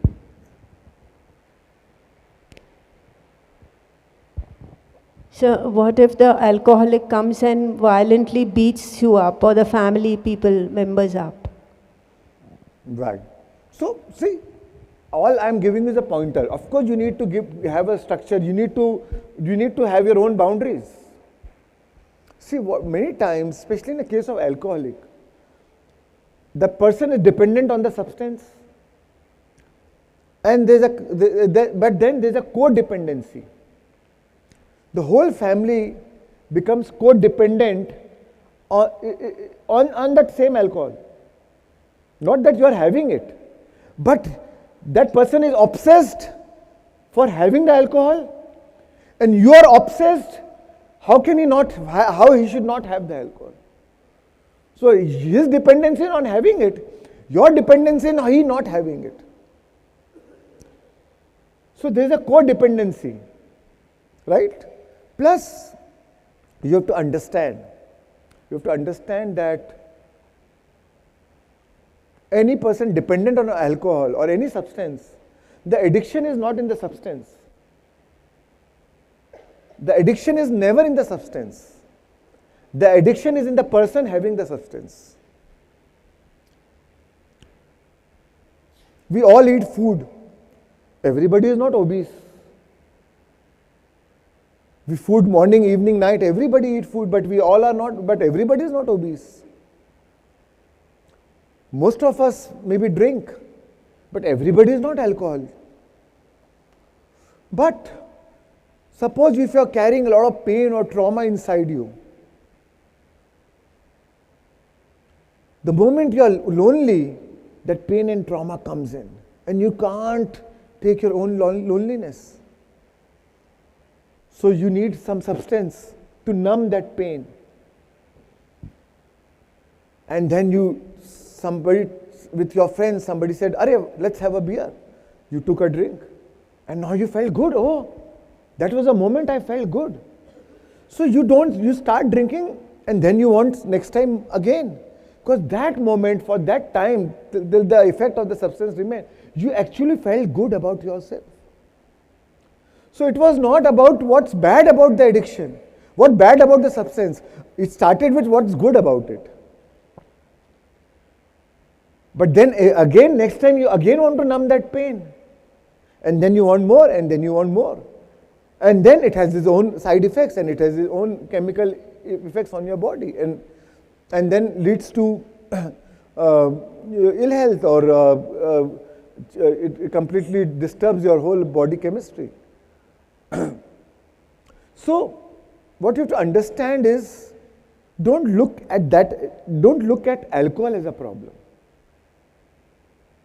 We get trapped as a family as a surface reality. But the root cause is the emotional issue. How can you help him deal with the emotional issue? That does not mean you keep giving him bottles, keep drinking. But what is really help him in the long run is the emotionally, when he is able to heal himself emotionally. That's why somebody asked me, I said, if he's open to it, then make him do breath work. Once his trauma is released, once his emotion is healed, then he will not feel that compulsive need, that involuntarily need to have it, where he can't control himself. Right? So, and we are all addicts. The truth is, that person's addiction is visible because it is in a substance. But we are all addicts. Do you think our politicians are not addicts? They are so addicted, they are so high on their ego. Many times, we all are addicts in certain proportion. We all have our own ego. When I look at myself in my meditation, I feel my biggest thing I need to work is on my own ego. So we are all addicts. Somebody is a workaholic. That's why we say workaholic. Somebody is a shopaholic. Right? Somebody is a games, somebody loves video games, somebody loves watching pornography. Somebody loves gambling. But all that we don't judge so much as we judge somebody having a substance. But the root cause is underlining root cause is everybody is having some feeling of lack or some pain or some trauma. There's some feeling of incompleteness they're carrying. So they need something. Everybody's problem is they can't face their loneliness. So they need some distraction to numb that pain for that moment and feel good. Because ego hates being alone.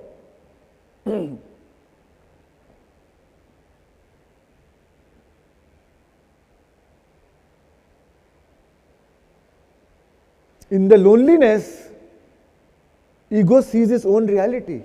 वो आईने में अपना चेहरा दिख जाता है उसको, that ugly face. And ego feels very shameful to see that ugly face.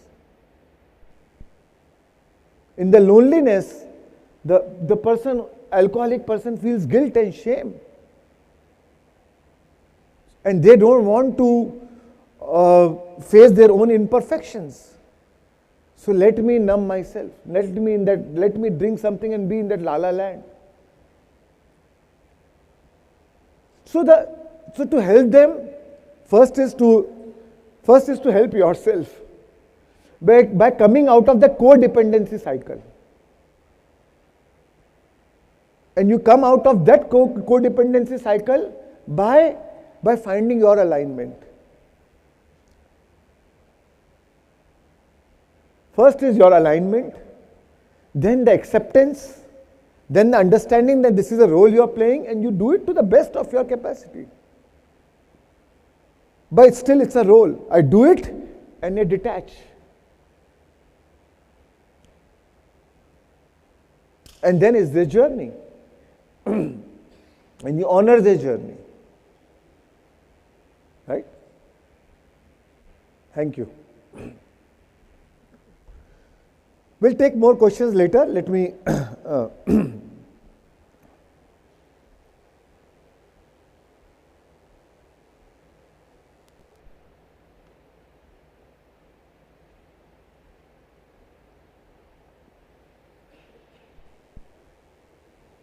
Another important ego trait I forgot to mention here is judgment.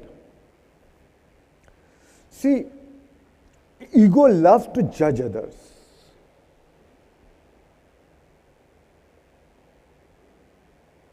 And whatever you judge, a judgment carries a strong emotional charge.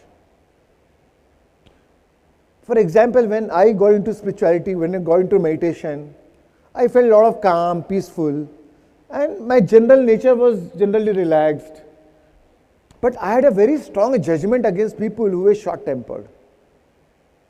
Stupid people, idiot people. They don't know how to behave. छोटी सी बात में भड़क जाते हैं. And I had few family members who were like that. So I had a strong judgment towards them. And I will wonder, if law of attraction is, you attract what you are. Now I am peaceful, I am calm, or whenever I am in the presence of this person, ये थोड़ी सी बात में भी भड़क जाते हैं. So why am I attracting this in my life? This is not my nature. And that judgment will create resistance in me. Whenever they express that kind of temperament, that judgment of that behavior will bring resistance in me. So the hota kya hai, when you judge, your judgment carries an emotional charge. And others only echo what you whisper to them in secret. So because you are echoing to them the judgment about them, now they express more of that to you. So it is carrying an emotional charge. So it is only telling you about your emotional charge. And you evoke more of that behavior from them.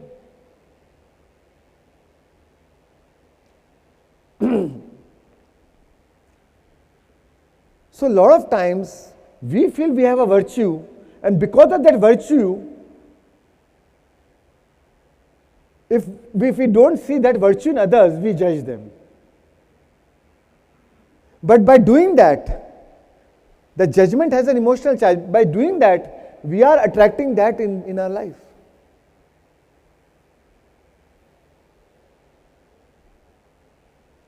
I don't know, is it confusing or is it clear? Clear? Nice. It's all clear, matlab he means कि कुछ भी नहीं समझा.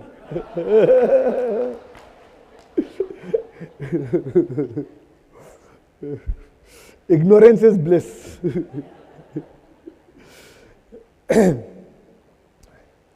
So many times, if you are very honest, you resent others people's dishonesty.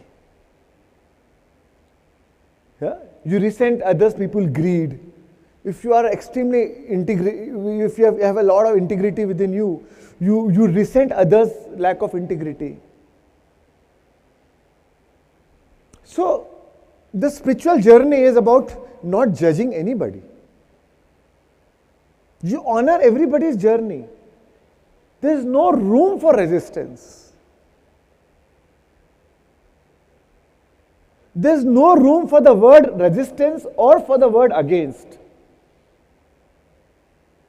If two things, I think if we can be aware, anytime any resistance is coming, anytime the feeling of any against is coming, when you use, where we have a need to word against, oh, I am against this.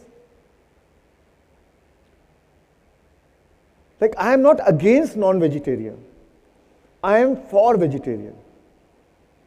I am not against animal cruelty. I am for the love of animals. So there's a huge difference between two. Energetically, there's a huge difference. Vibrationally, there's a huge difference.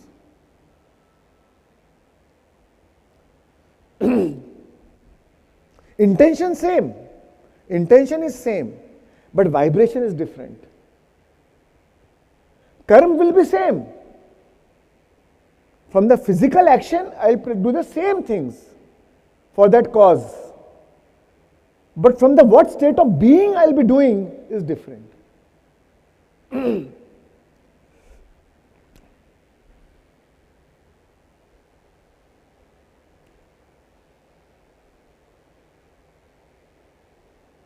So you have to understand,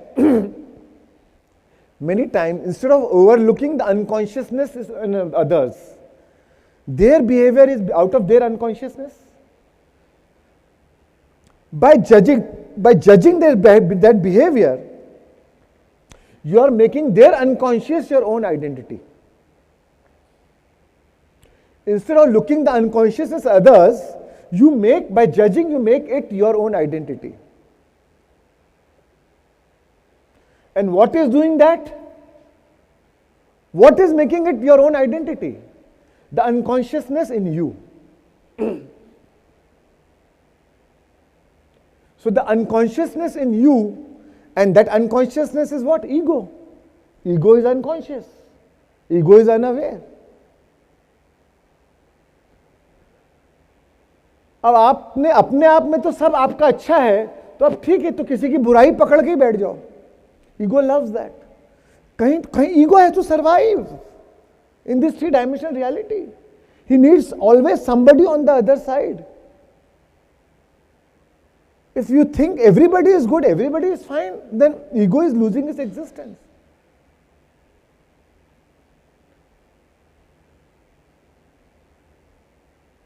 तो then why not judge?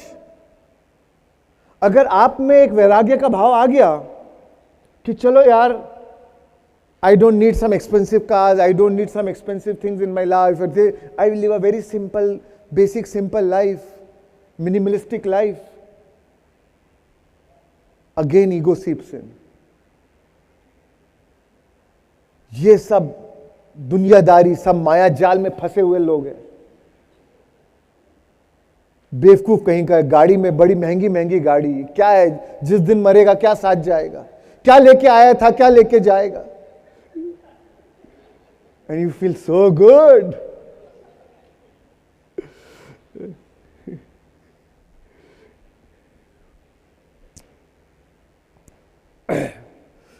So ego loves to judge others.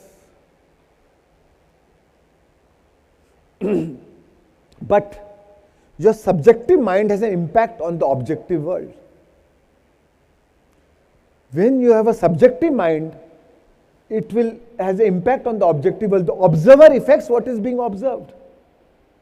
आप जैसा नजरिया वैसा नजारा. जिस नजरिए से आप सामने वाले को देखोगे, आप उसमें वैसे ही व्यवहार पाओगे. But suppose when you see alcoholic, Instead of judging that person, if you understand that if his past was your past, if his pain was your pain, his level of consciousness was your level of consciousness, you would think and act exactly as he is doing. When you have this realization, that is what empathy is. When you have this realization, that comes forgiveness, compassion, then comes peace, then comes acceptance. The moment you accept, it leads you to peace.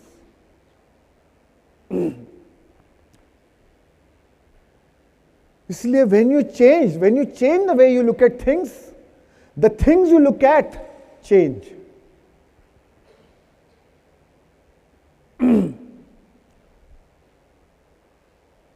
Any kind of judgment creates resistance. And all resistance is futile. Right? What you fight, you strengthen. What you resist, you persist.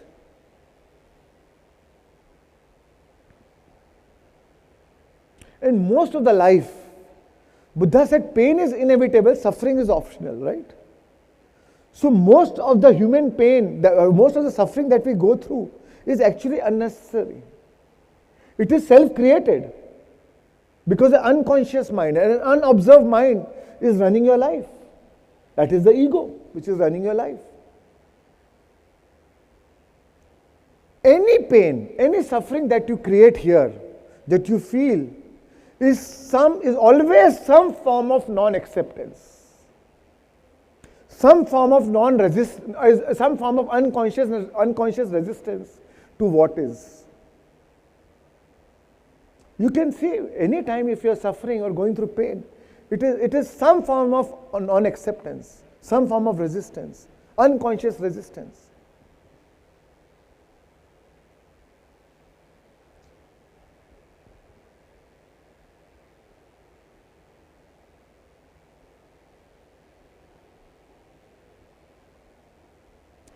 The truth is, all the triggers are our best teachers. Because they hint at a part of us that need awareness. If somebody is being alcoholic triggers you, then it brings again that hint at a part of us that needs awareness, that needs acceptance, that needs understanding, that needs compassion, that needs healing.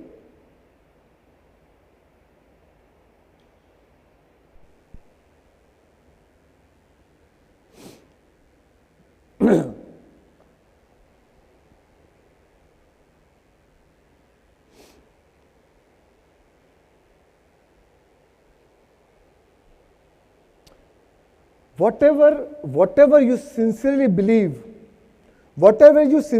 believe as true of another, you will awaken within him. So, again I'll tell you what J.D. Krishnamurti said, right? Many times it is important to stop evaluating things. Right? Your ability to observe without evaluating is the highest form of human intelligence, he said. Why do we need every time to evaluate everything?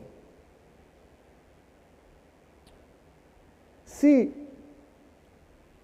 a lot of times you have to be aware of the thoughts which is reincarnating in your mind. One thought give birth to another thought give birth to another thought. And that is why we are not free. So you have to see what thought, some thought is reincarnating, you have to catch it at that moment. Is it true?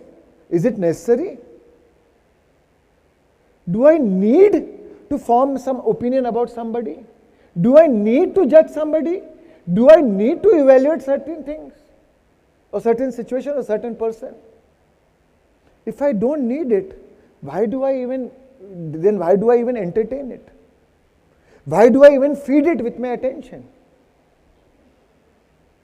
And create another story around it, and create another, and reincarnate another chains of thoughts around it.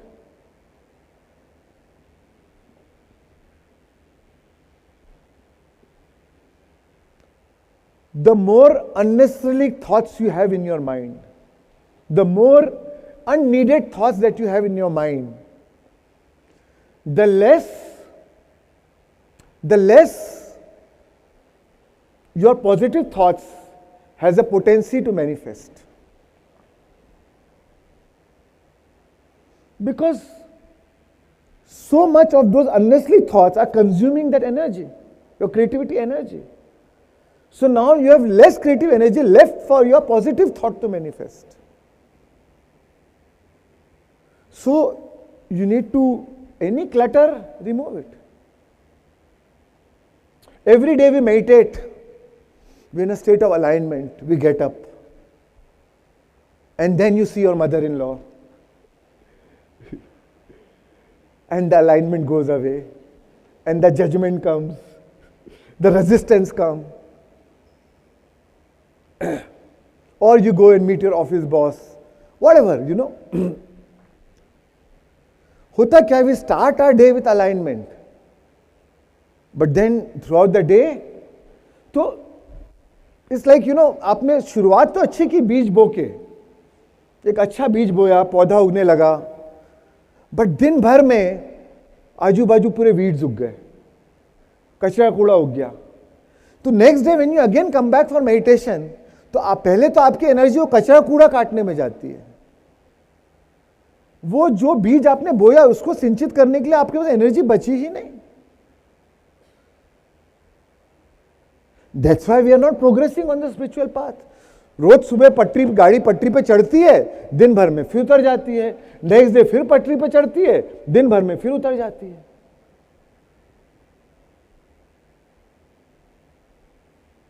So what is important is the awareness throughout the day. And that awareness is equal to many meditations. The moment you are able to observe your thought, the new thought which is reincarnating, and when you know this is a thought of resistance, and you catch it at that moment, the moment you aware it, and you catch it there, it will lose its intensity. And now you know, I don't want to do this further. I will not entertain it further. From this thought, I will not create more chain of thoughts.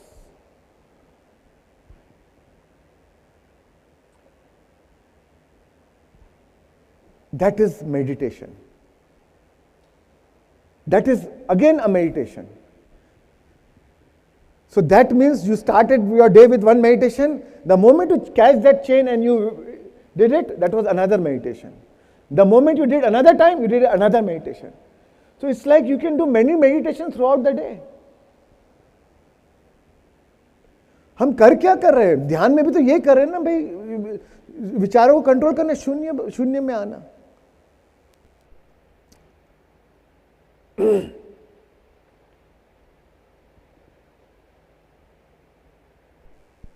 And the moment you start doing that, the moment you start mastering that, you will experience freedom.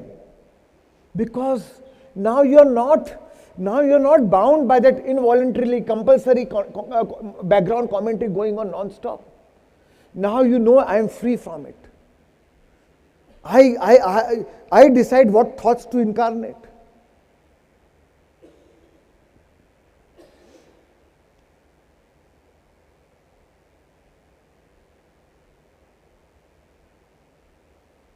And that is freedom. That is mukti. That is liberation. It's so liberating. Raman Maharshi said, somebody asked Raman Maharshi, how do I know that I am progressing on my spiritual path? He said, your ability to reduce your thoughts throughout the day. How much are you able to reduce your thoughts throughout the day is telling you how much you have progressed on the spiritual path. See, the lesser the thoughts, the more space you create, the more energy it gathers from the space around it to manifest. the more the thoughts, the more energy is now divided between so many thoughts. So,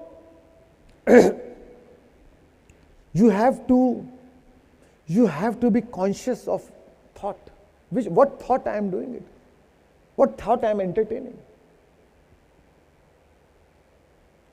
If this thought does not evolve me, it does not involve me. Right?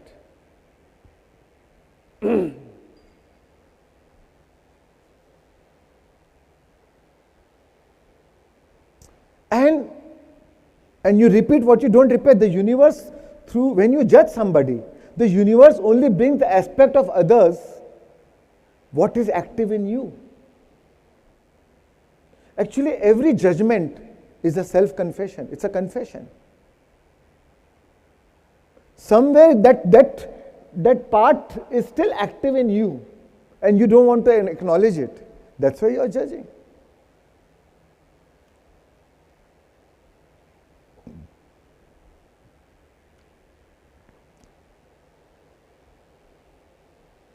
When you find fault in others, you create your own fault lines. When you find fault in others, you create your own fault lines.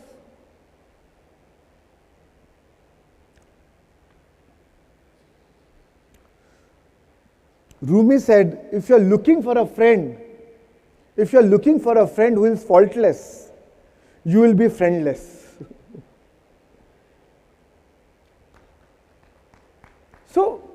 So the beauty is, you accept your own imperfections, you accept others' imperfections.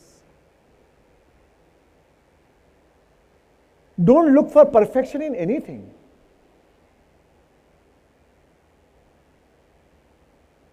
Progression lies in not seeking perfection. Progression lies in perfecting happiness. क्या फर्क पड़ता है मैं perfect हूं नहीं हूं पर मैं खुश हूं और कोई बोले अरे मैं परफेक्ट हूं पर दुखी है तो क्या फायदा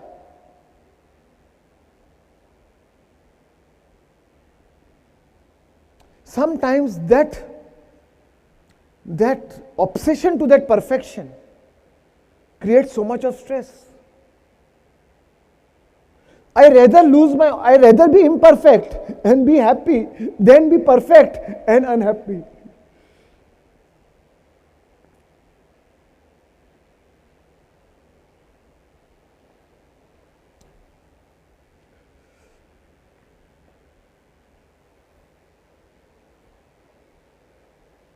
So do not dwell on the imperfection of yours or of others. Carl Jung said, thinking is difficult. Thinking is difficult. That awareness, the thinking of that awareness is difficult. That's why most people judge. Judgment is so easy.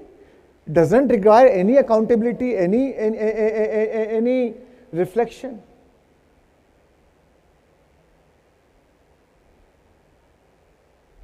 But when you understand that every opinion, every judgment is a vision loaded with personal history. There's some of your personal history in it. It is an emotional charge to some of your personal history. Then you will understand that every judgment, all judgment is a confession. All judgment is a confession.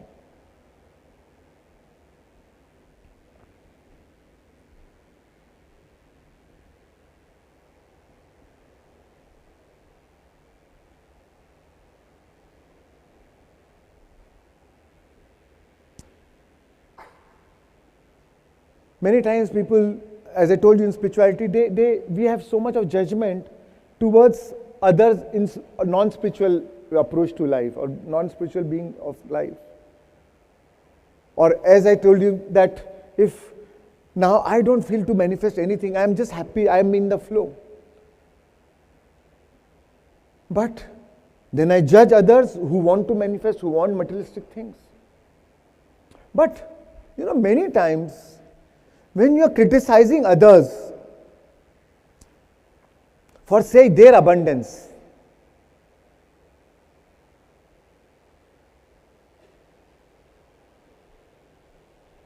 then you are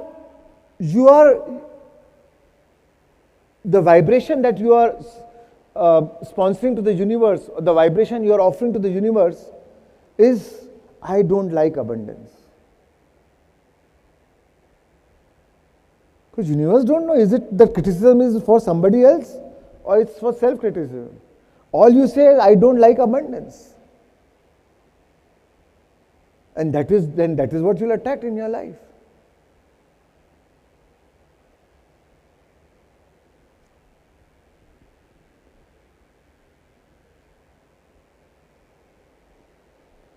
So everything else, whatever, when you talk about money, money is also neutral.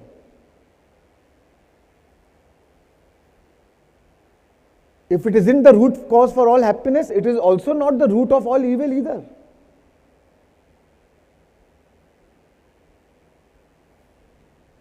It becomes evil when it changes your vibration, when it depletes your vibration.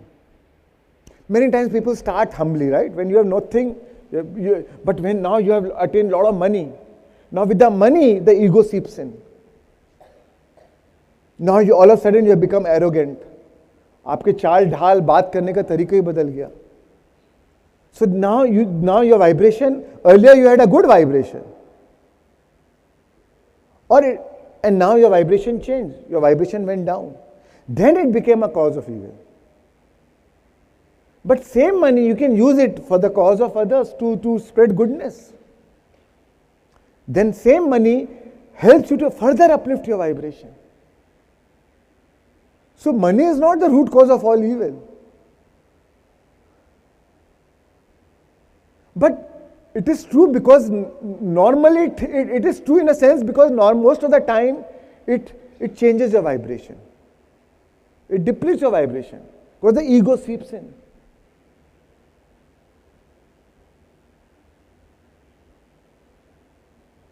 Then it becomes evil. And then you lose your wealth. So that's your vibration. But if you learn, in spite of money, in spite of success, in spite of fame, you know, if you learn how to be aligned in spite of that, how to not lose, how to maintain your higher vibration in spite of that, then you'll attract more of good things in your life. Not only you'll sustain what you have, you'll also attract more. But otherwise people are caught in that vicious cycle. I see a lot of people पहले कमाते हैं, फिर खो देते हैं, फिर कमाते हैं, फिर खो देते हैं.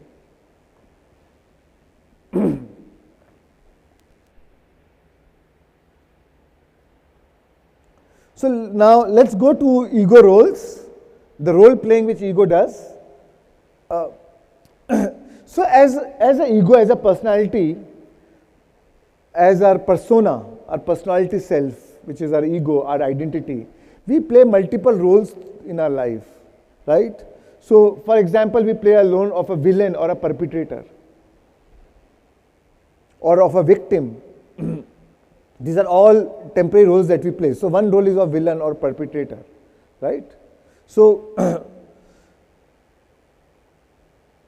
so I was telling about the concept of how ego loves to steal energy from others.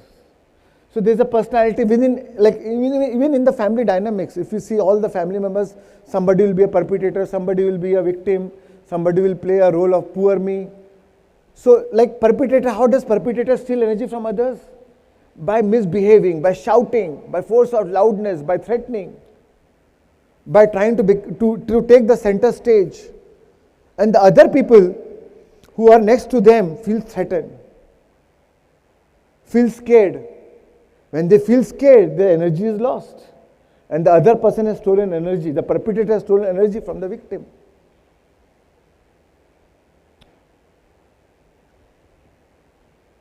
Now how does victim steal energy? Victim's energy is lost. So now victim also wants to steal energy. So how will victim steal energy? By telling how world is being so unfair to him. Seek sympathy, seek self-pity. always complaining or feeling offended or being outraged. Me and my story, how powerless I am, how inferior I am feeling, how guilty I am feeling. And others will say, "Arey, बेचारे के साथ कितना बुरा हुआ," and they give sympathy. And then again ego justifies, नहीं, बात करने से दिल हल्का हो जाता है. बट एक से बात किया, अब सेम स्टोरी 10 लोग को बोलना.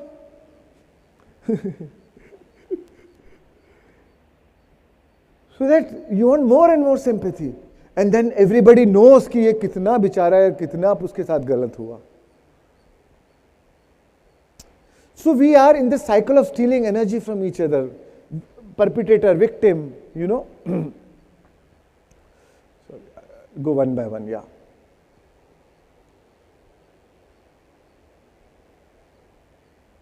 Even criminals who are perpetrators, what are they trying to tell you? Why do they want to do a blast with maximum casualty? Because the bigger the casualty, the bigger they acclaim that I am not insignificant. I am here, look at me. It could be coming from the superiority complex or from the inferiority complex. But both are the trait of ego.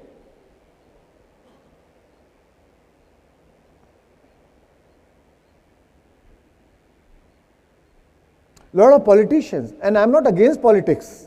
I feel good people should come into politics. A society is not destroyed by the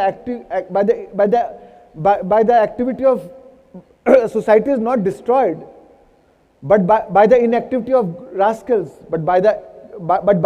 A society is not destroyed by the activity of rascals, but by the inactivity of good people. Because good people don't come.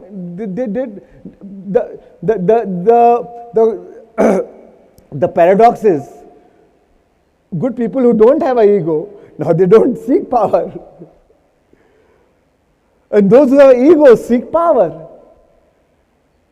And then they rule us. And then we blame them. How can they be like this?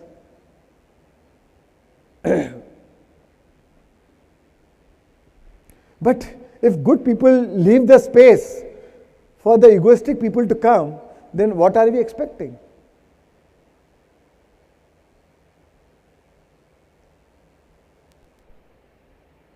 That's why for a politician, most of the politicians, they have only two. They divide mankind into two classes. Tools or enemies. Either I'll use you as my tool, that you will do something for me, you will help me. Or if you are not doing it, then you are my enemy. Either you join my party, if you are not joining my party, then you are my enemy. And one day you only leave and go to another party.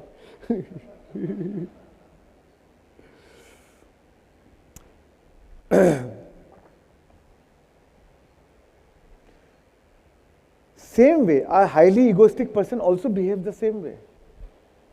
Every person, every relationship for him is a tool.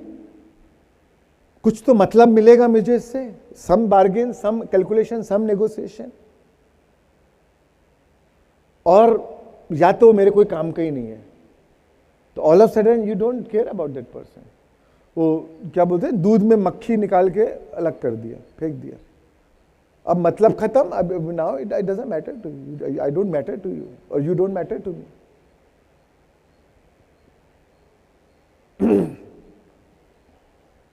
So this is the role we play, villain, perpetrator. The other role we play is of a victim, poor me, right? Here you suffer. You suffer not because of the situation, but because of your thoughts around it. Even generally, we never suffer because of the situation. We suffer because of our thoughts around it. The truth is, suffering is not holding you. You are holding suffering.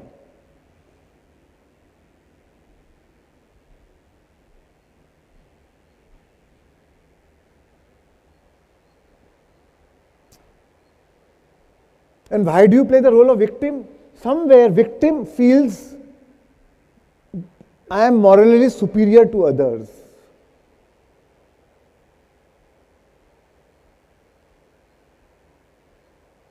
Many movements started for that.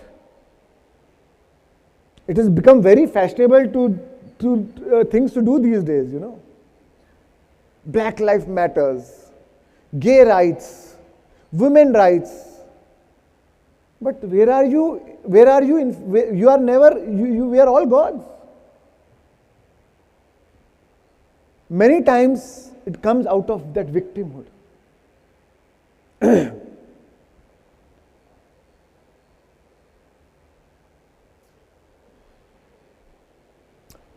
Then ego, even when you fall in love with somebody, that lover, the role of a love, many times falling in love is actually intensification of ego, wanting and needing.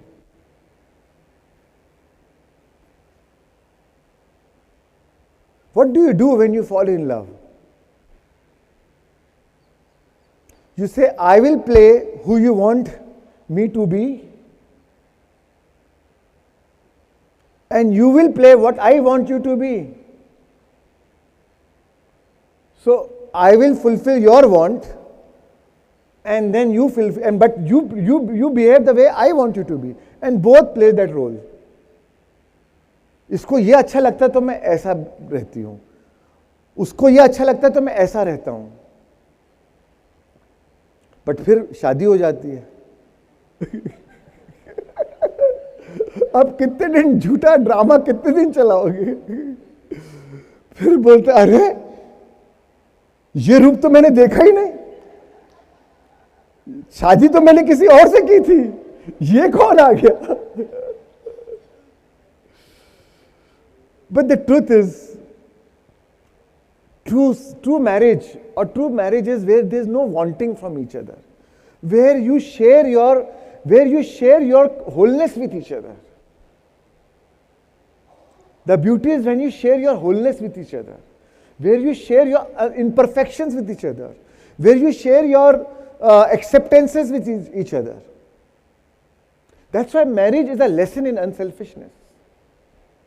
That's why I tell everybody, in any case you should marry. Either you will become happy or you will become a philosopher.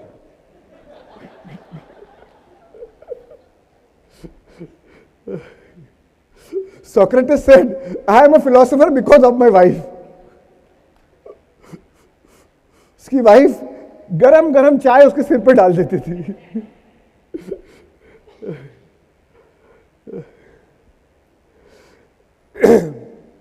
So marriage is a lesson in unselfishness, where two individuals learn to share with each other. Two individuals learn to accept, appreciate, and celebrate their differences. We evolve because of our differences. Imagine if you get a life partner who says everything yes, yes, yes to you, and you say everything yes, yes, yes to your life partner. No, both will not evolve.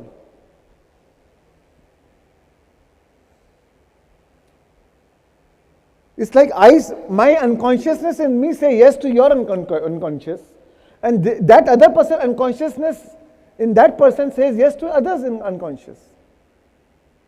So both are perpetrating more of the unconsciousness in each other. Then both don't wake up, and both are living in that fool's paradise. So differences, we have to learn to appreciate our differences.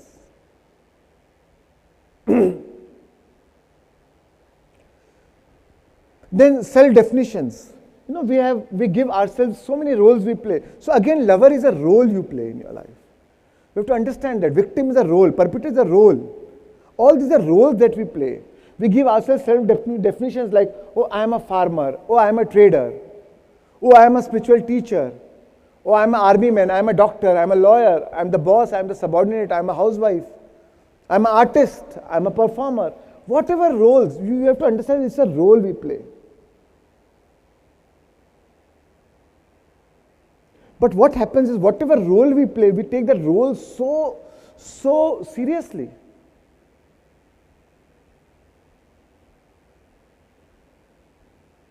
We become unconscious. When you play that role, you get so engrossed in that role that you become unconscious. You forget that it's a role I am playing. And we take that role so seriously.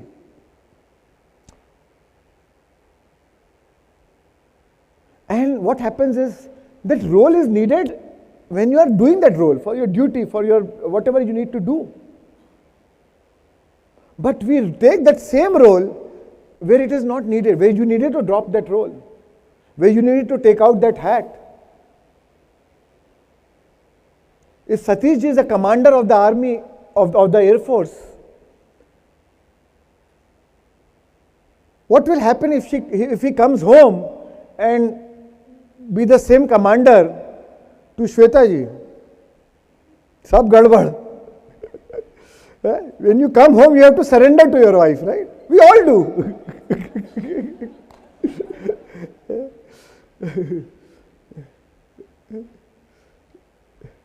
अगर surrender कहीं सीखा है नहीं सीखा, पर wife तो सिखाई देती है surrender.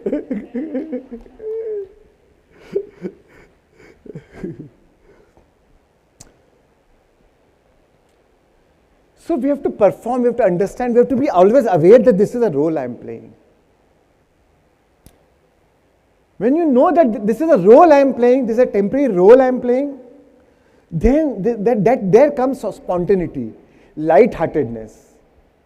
And the joy becomes a part of your role. Then you're doing for the fun of it. You have to perform your roles with that Santa Claus energy. You're doing a role, you're performing a role, but with a Santa Claus energy.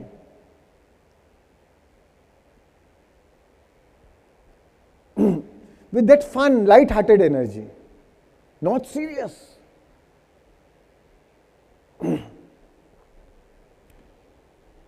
Then there are many temporary roles we play throughout the day. Right? Sometimes you are selling a product. Sometimes you are a customer. When you are a customer, you have a different expectation. When you are selling a product, all of a sudden you are humble. When you are sitting in a business class flight seat, service has to be quick. When you are sitting in economy, ठीक है यार, Air India ऐसे ही चलता है. All of a sudden you have all the tolerance. When you are meeting a senior politician, you are so humble. Sir, sir, sir. वही मिल के बाहर आता है, उसके चेले chapati, again arrogant.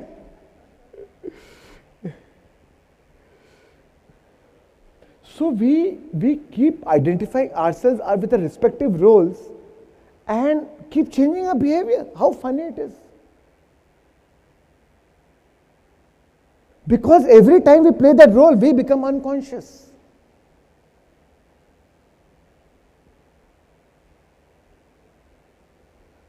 I used to do a lot. Anytime I go to some restaurant, जरा सा खाने में गड़बड़ हो गया, लेट हो गया, I used to be upset on the waiter.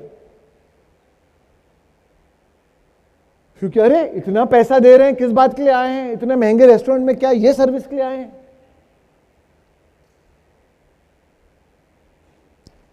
The problem is not that you are telling something or saying something.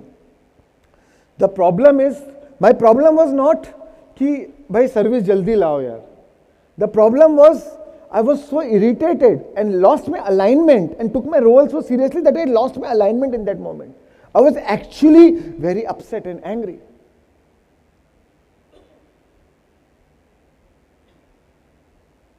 And then that Marwadi will come. ये डिलीवरी, ये सब्जी आपने इतनी लेट लाई है, इसका बिल मैं पे नहीं करूंगा. कुछ नहीं तो पैसा तो बचाओ. But the problem is not the role. The problem is the state of being. There is no justification to have resentment. If you are here in Pyramid Valley and if your room AC is not working, there is no problem in coming and saying कि भाई ये मेरा AC काम नहीं कर रहा है यार, इसको देख लेना. But the problem comes when you have lost your alignment. I paid so much for this room and bloody your AC is not working and you are angry and upset. So forget your AC or na AC, but you harmed yourself most by losing your own alignment. So it's not about what you're saying, it's from what state of being you're saying. Right? And that is when relationships become inauthentic. When you're always seeing somebody as a superior, somebody who has more power over you, then you see it as superior. Somebody has less power than you, you see it as inferior. So either ways, the relationship is inauthentic. True relationship, the authentic relationship happens when you see everyone as equals. Neither you feel superior, neither you feel inferior. Neither you feel other is superior or neither you feel other is inferior.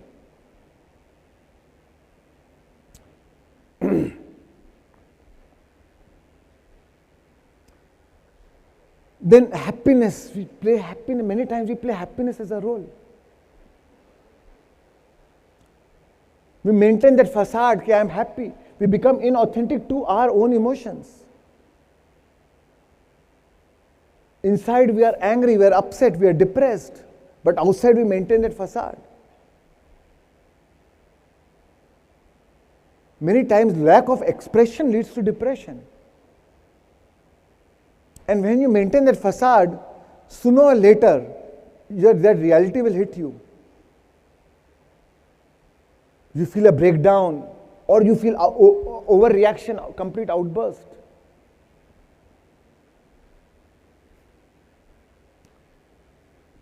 So don't be authentic to you, because when you are authentic, then you will work on the issue.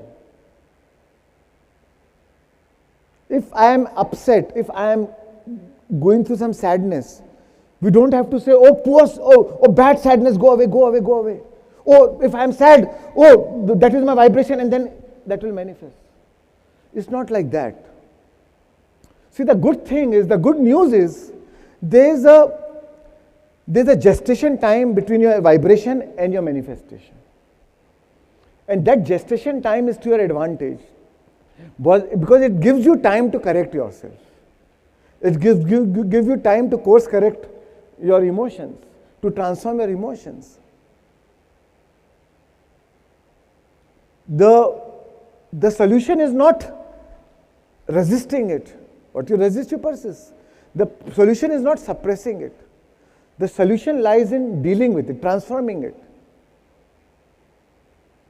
And the beauty is, you don't even need to go into the deep investigation. ये क्यों हुआ, कैसे हुआ, कहाँ से आया? वो बाल की खाल निकालने की जरूरत नहीं है. मेडिटेशन करो, ब्रेथ वर्क करो, अपने आप ट्रांसफॉर्म होता है. What is important is the result. At the end, that emotion is gone and I am feeling joyful, I am feeling happy, I am feeling whole.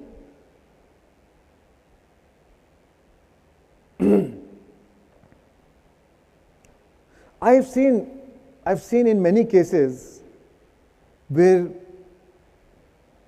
people go to psychologists, and I am for psychologists, I am not against it. But क्या होता है, एक psychologist के पास जाते हैं, तो what does psychology want to know? The full history first. तो आप तभी जा रहे हो जब कुछ प्रॉब्लम है, फिर आप अपनी पूरी दुखड़ी स्टोरी सुनाते हो उसको, फिर थोड़ी दिन गए, फिर वहाँ सोल्यूशन नहीं मिला, तो then you change your psychologist, फिर दूसरे साइकेट्रिस्ट के पास जाएंगे, फिर पूरी हिस्ट्री सुनाएंगे. बट वो हिस्ट्री सुनाने में आदमी आधा प्रॉब्लम तो वो हिस्ट्री सुनाने में और बढ़ गया. Because the more you talk about the problem, the more you keep it activated in your vibration, the more you refresh that memory, the more you make the wound alive.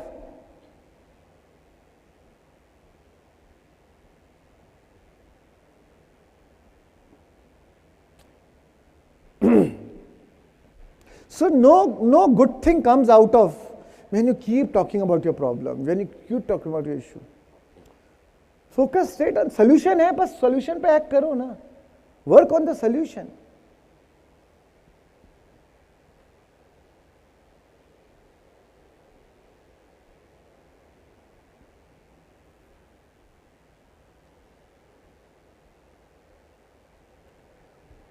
Parenthood. Again, parenthood is an important role that we play in our life, right? And I'm not going to go much detail into because it's a long topic. But what is important is also as a parent to understand it's a role we are playing. As a parent, we take that role also so seriously. And that seriousness is from the birth till the end.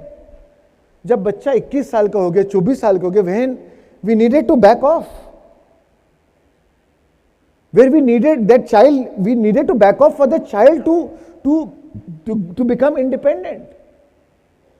For the child to realize that I have arrived and this is my life. But उस time भी हम back of नहीं करते, हम उसको फिर भी control करना चाहते हैं. Because we have taken that role as even parents so seriously.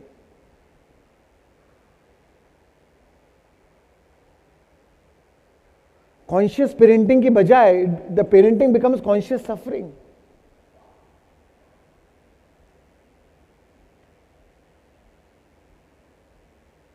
आधी जिंदगी खुद के प्रॉब्लम में चले गई, फिर शादी हुई, बच्चे हुए, फिर बाकी जिंदगी बच्चों के प्रॉब्लम में चले गई, फिर वो से सॉर्ट आउट किए तो अब बच्चों के बच्चे के प्रॉब्लम में चले गई.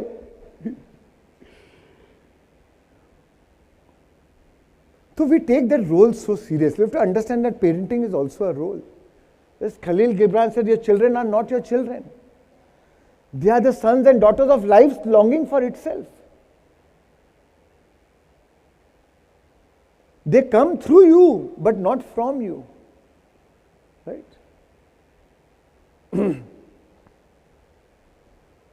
And every child, we always see, all our life we see child as some junior to us.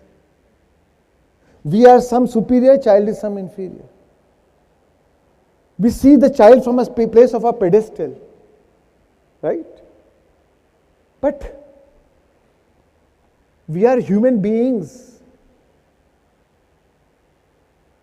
Human is a form, about doing.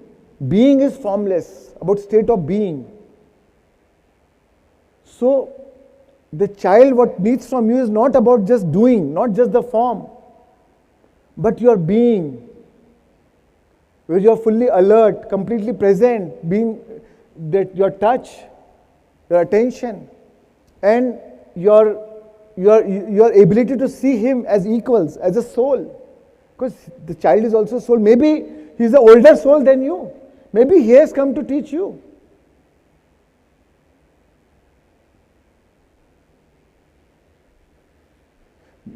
My majority of my learnings come from my children. Honestly, I really mean it. We as parents often think that we are here to guide the little ones. But when in reality the little ones have come forth, they have come with clarity and to guide us.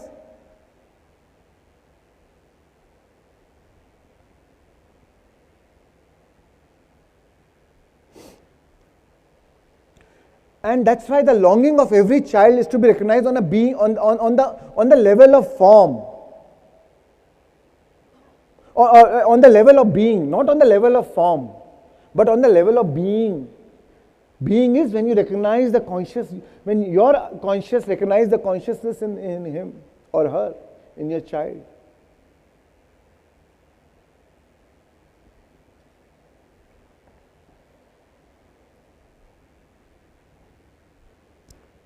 And because we take our role so seriously, most of the time we are worried about them. कभी बेटे के लिए परेशान है, अभी बेटा ठीक तो फिर बेटी के लिए परेशान है.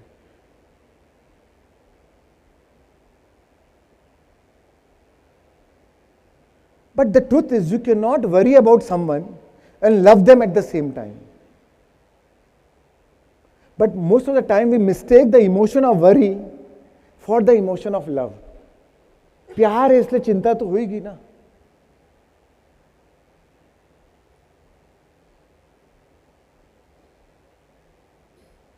But the very act of chinta is when you're worrying means What is the energy you are adding to the problem? Then are you loving?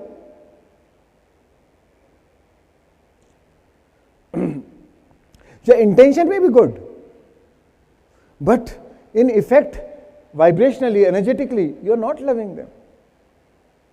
And the children always listen and respond more to your energy than to your words.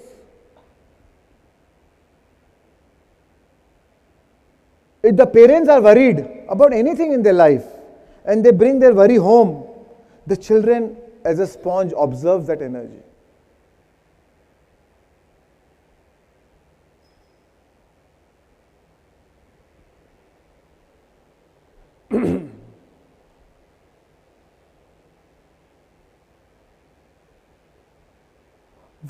How much time you spend being content, being joyful with your child, being happy with what is, rather than thinking of what is not, what is missing. The bond that makes the true family is not one of blood, but of respect and joy in each other's life. You respect your child as a being, नहीं कि ये मेरा बच्चा है. जब मन हुआ अरे मैं ठीक मूड में नहीं हूं तो पूरा भड़ास बच्चे पे निकाल दो, क्योंकि वो क्या बोलेगा? He is powerless, he is dependent on me. But money मन क्या सोचता है? ठीक है, आज मैं डिपेंडेंट हूं, होने तो मेरे को इंडिपेंडेंट फिर बताऊंगा. फिर जब बच्चा बड़ा हो जाता है और आपकी सुनता नहीं है, आपकी इज्जत नहीं करता, तो आप बोलते हो मैंने क्या क्या किया इसके लिए और अब ये ऐसा कर रहा है. Because the child remembers the feelings, how you made them feel. Many times when the child doesn't listen to you, you abandon them. एक बच्चा जो सुनता है उसको बहुत प्यार करेंगे, जो नहीं सुन रहा है उसको abandon कर दो, इग्नोर कर दो. So indifference does the biggest harm to the child. The opposite of love is not hate, but indifference. You're not hating your child, but being indifferent, he feels so alone and lonely. He feels inferior. So what does he do?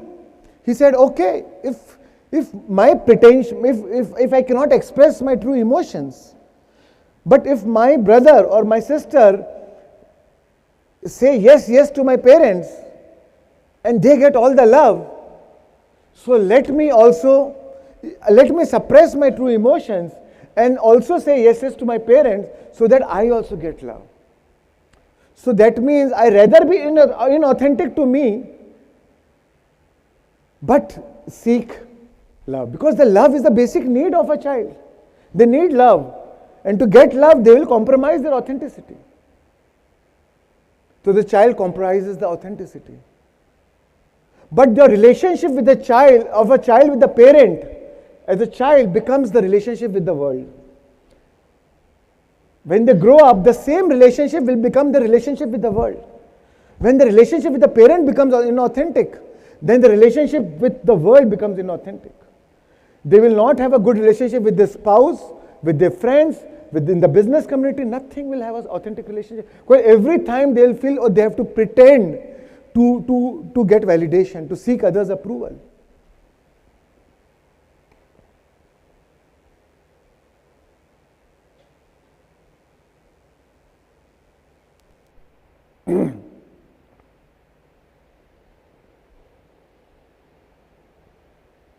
We think we have a power to parent. But in my understanding, I feel the power to parent comes from the child to belong to the parent. The power to parent comes from the child to belong to the parent. Does your child feel that he belongs to you or you belong to them?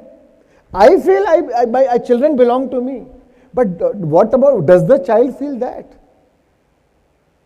Many times the child don't feel that. That's why he belongs to the peer group. That's why he's so busy with his friends. So the power to parent does not come from the parent. The power to parent comes from the child to belong to the parent.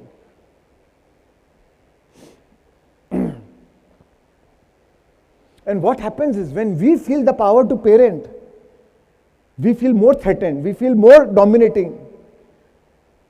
We want to control them, and if they still don't listen, then we label them. You are like this, you are like this. But labels are for jars, not for human beings.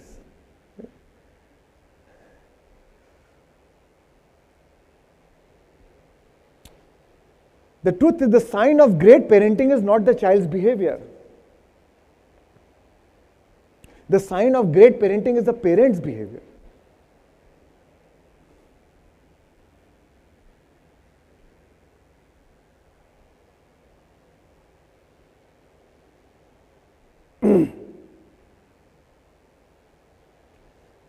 See, it is a need for the child to feel attached to their parents. It is a biological need. It is the emotional need. It is the mental need. So the child feels safe to express all range of emotions and not being judged or not being condemned.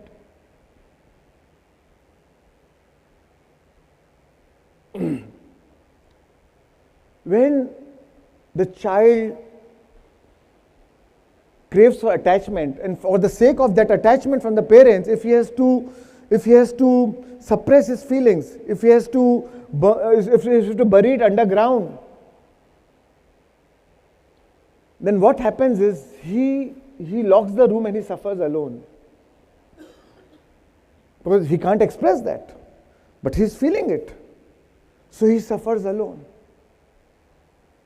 And pain plus loneliness is equal to trauma. And when that child grows up, he becomes an addict. Because the trauma is carrying it. And now he needs some substance, some kind of external things to suppress it, to numb that pain. It could be a work, could be alcoholic, workaholic, shopaholic, whatever, multiple forms of addictions, different types of addictions. But child should feel safe to be vulnerable in the presence of their parents. And that is necessity for their growth.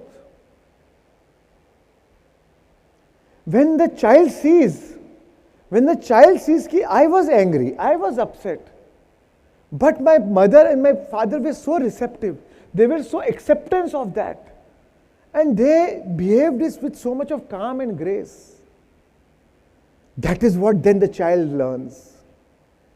When they are faced with adverse situations, when they grow up in their life, they learn acceptability. They learn resilience. They learn to be calm. But if they see any negative emotion and the parents are wild, then they think, oh, this is the way to deal with the contrasting situation. So when they are faced with life challenges, then they go wild.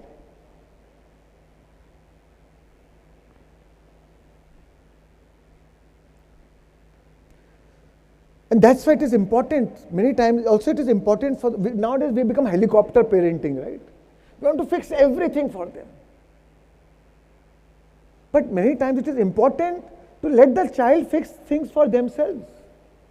You be there, your presence is important. Your guidance is important. Your presence with your alignment is important.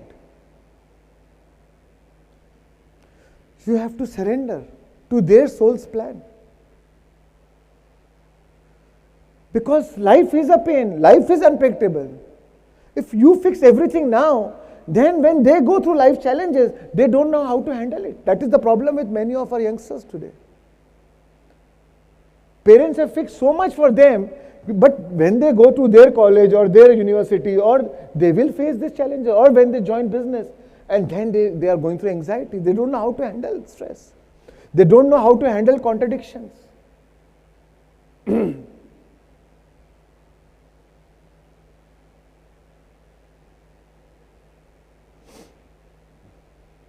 So it is important for them to make their own mistakes. It is important for them to fumble and tumble and umble and whatever, let them make their own mistakes sometimes and let them learn from it.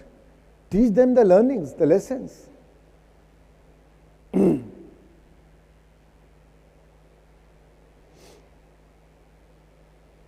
But as a parent, we always are focused on modifying, on the modification game. How do I make my child, how do I modify the behavior of the child? If the parents win the modification game, the child loses. Because that instills anxiety in them, they feel rejected. Because they know if any time my emotional self is to suffer, I'll be rejected. And that puts a heavy toll on their mental and emotional health.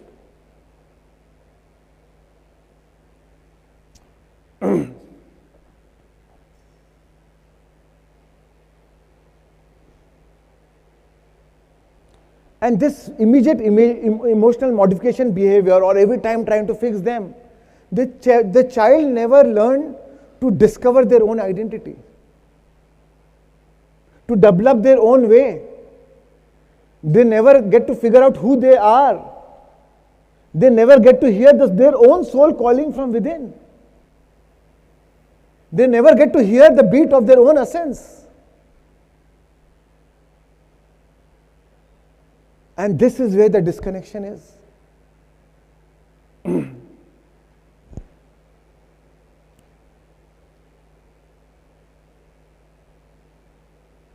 Intimacy. What is intimacy? The child, when you say intimacy, it is into me you see. The child is saying, see me for what I am.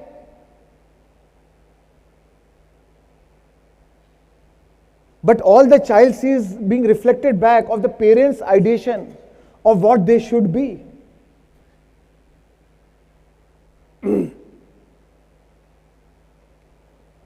And then the child grows up with some mental disorder, some emotional issues. And then the remaining of our life says, how do I correct it? How do I help him? The tragedy is we are only trying to help grown children recover. We are only trying to help grown children recover what they had it.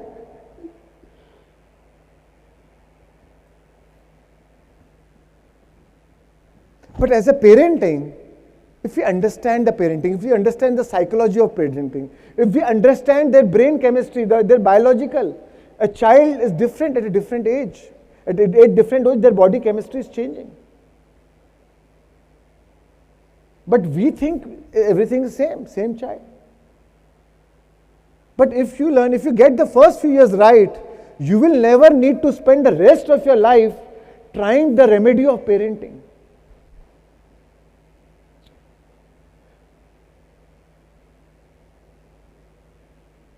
But I feel parenting is the biggest lesson that we all need to learn. I feel with my own personal life.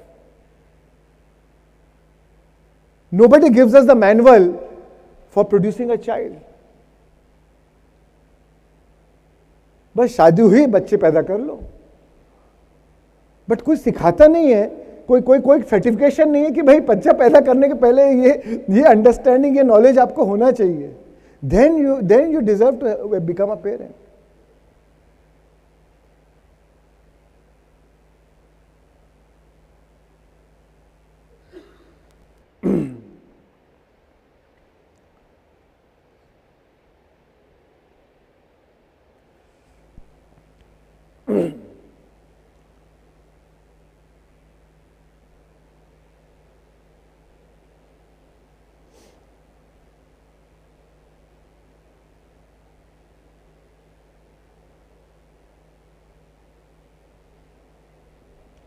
That's why we need to become conscious parents. Conscious parents are being attuned to what your child is at every stage of what they are in. Child is different when he's 6. Child is different when he's 8. Child is different when he's 12. That's why as parents, we need a psychology course. We need to understand different phases of child development how to understand their brain growth.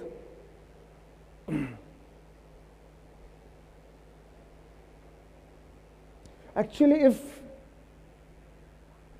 if we all, as a parents, if there's a psychology course for all the parents, the moment you are married, you should have a psychology course before you produce a child. And there should be a degree, then only you can produce a child. Much of the world's trauma will be gone. Because they are our future.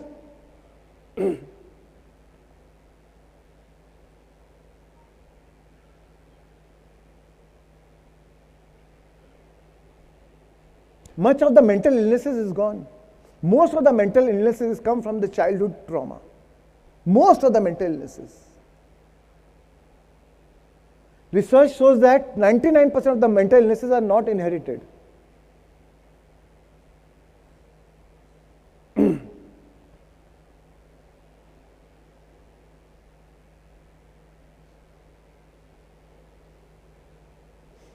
And our biggest spiritual growth actually comes from being with our children, being with our family. Because they are the one who challenges you all the time. So Ramdas said, if you think you're enlightened, spend 1 week with your family. No matter how much I teach here.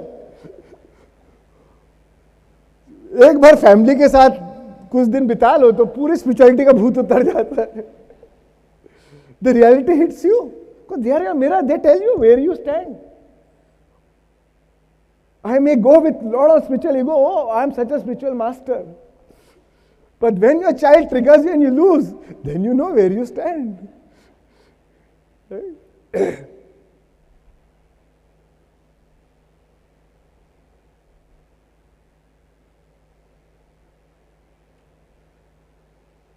So speak to your children as they are the wisest. Speak to your children as they are the wisest, kindest, most beautiful and magical humans on earth. For what they believe is what they will become.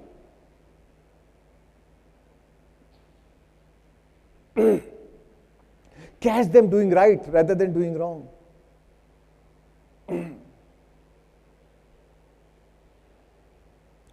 See, as Khalil Gibran said, your children do not belong to you.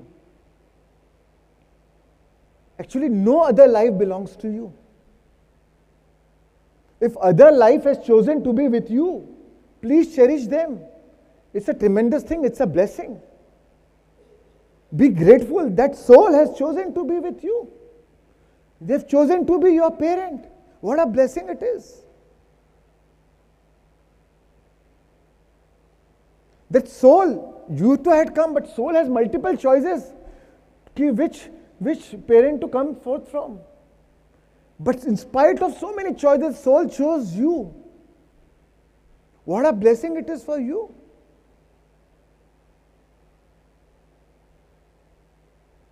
How can you not be grateful for that soul who had multiple choices, but still they chose you?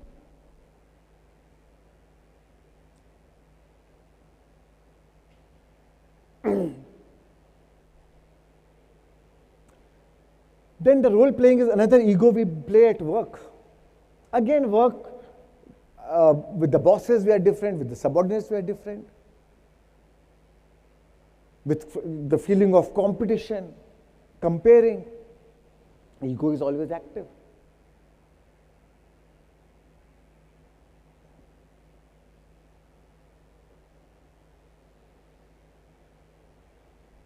Then there's an ego in illness. Eckhart Tolle calls about a pain body. What is pain body? Is the pain that you carry from the past. But ego wants to keep you in this three-dimensional reality. So it does not want to give up that pain body. It does not want to give up that pain because you are addicted to that pain now. You are addicted to that chemical reaction. So that's why we love our pain body to our death. Because that pain body gives enormous amplification of the ego. Sorry.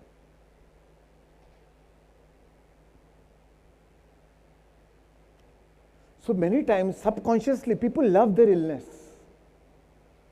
क्योंकि सबका attention मिलता है, सबकी sympathy मिलती है. Flight में जाओ तुरंत व्हीलचेयर आ जाती है. So again, many times there's an ego in that illness also, and that's why then we don't heal. So we have to recognize: do we really want to? Do we really want to heal? Do you really believe that I can be healthy?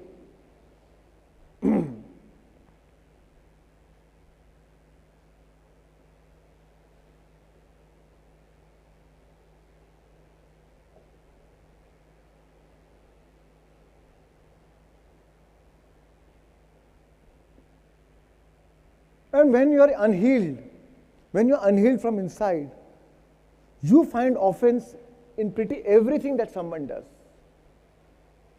But a healed person understands that what others do has absolutely nothing to do with them.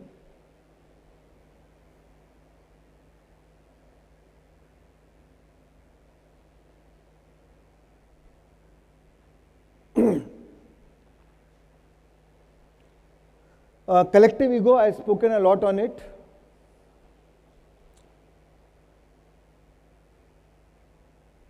We know what collective ego is, what we come from, our collective ego from a nation, from a religion, from the society, all that, what everybody thinks together. And since everybody thinks the same, we think we are right.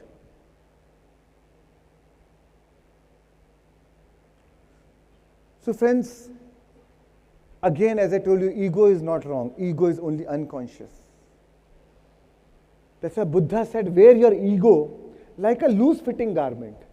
Ego का झोला तो पहनना पड़ता अपना role play करने के लिए, but loose fitting garment, चिपका के मत रखो उसे.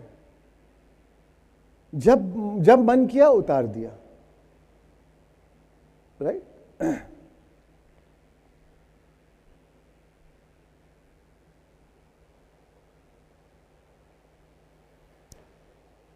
A lot of times people ask me, how do I let go of the attachment? And I said, don't even try. It's impossible. The more you will try to drop the attachment, the more you will get attached to it. Attachment to things drops away by itself when you no longer seek to find yourself in them. When you no longer seek to find yourself in your child, when you no longer seek to see yourself in your house, in your car, in your relationship, attachment to things will naturally drop away.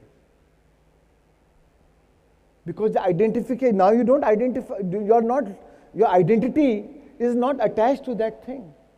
You're not identifying with that thing.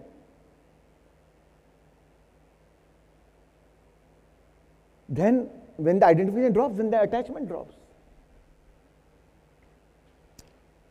But the only way you cannot identify with the world things outside, the only way you cannot look yourself in others, or in whether it's things or relationships or anything, or any psychological forms or any post or anything, the only way when you will not look in others, when you realize, when you align with your consciousness, when you connect to the source.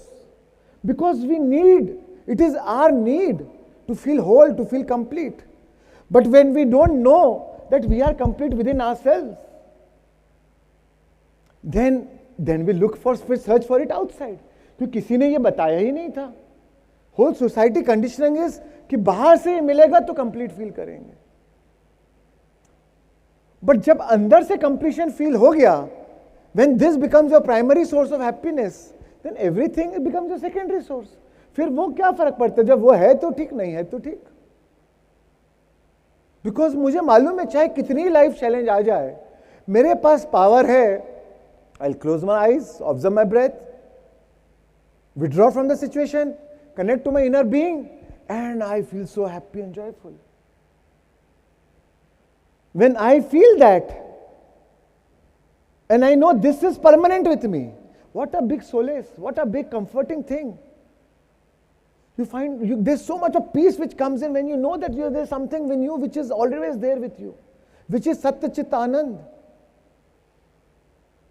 फिर दूसरी बाहर की चीजों की seriousness अपने आप खत्म हो जाती है। जब आपको अपने व्याप्त स्वरूप, जो आपको अपने ब्रह्म स्वरूप का अनुभव हो जाता है, उसका रियलाइजेशन होने लगता है, तो फिर दूसरी छोटी छोटी चीजों में आप अपने आप को उसमें नहीं देखते हो। Then attachment to it naturally drops.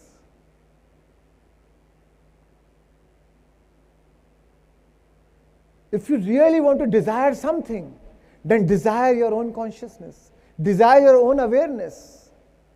If you really want to get attached to something, then be attached to your own consciousness. क्योंकि वो तो हमेशा आपके साथ रहने वाला है। मैं परमानेंट इम्परमानेंट से अटैच हूं या परमानेंट से अटैच हूं?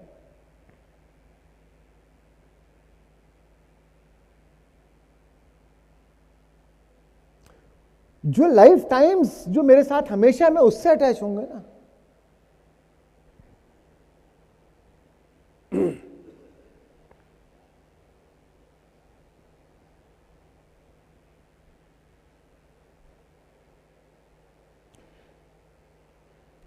Quickly, I will go through, but quickly, 5 minutes, I'll quickly go through the spiritual ego traps. We are all into spirituality. It is very to understand spiritual ego traps. I've seen so many spiritual masters and spiritual teachers and leaders. Again, the ego seeps in. Spiritual traps comes in. दुनिया को छोड़ के फिर spirituality में वापस वो दुनियादारी बसा ली. Because one of the greatest danger of the spiritual path is that the ego becomes spiritualized. Because सबसे खासियत ये है कि ego loves to think itself as being spiritually evolved. तो फैशन है ना अभी तो, मजा आता है. Oh, I am a meditator.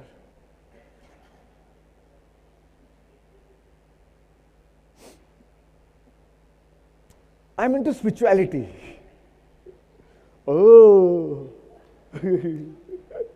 people look up to me. Yes. So again, it is just another way to manage to feel important and to be in control. The problem is ego becomes an enlightened ego. Expert हो गया आपको बेवकूफ बनाने में. So it is very important to free yourself from an enlightened ego.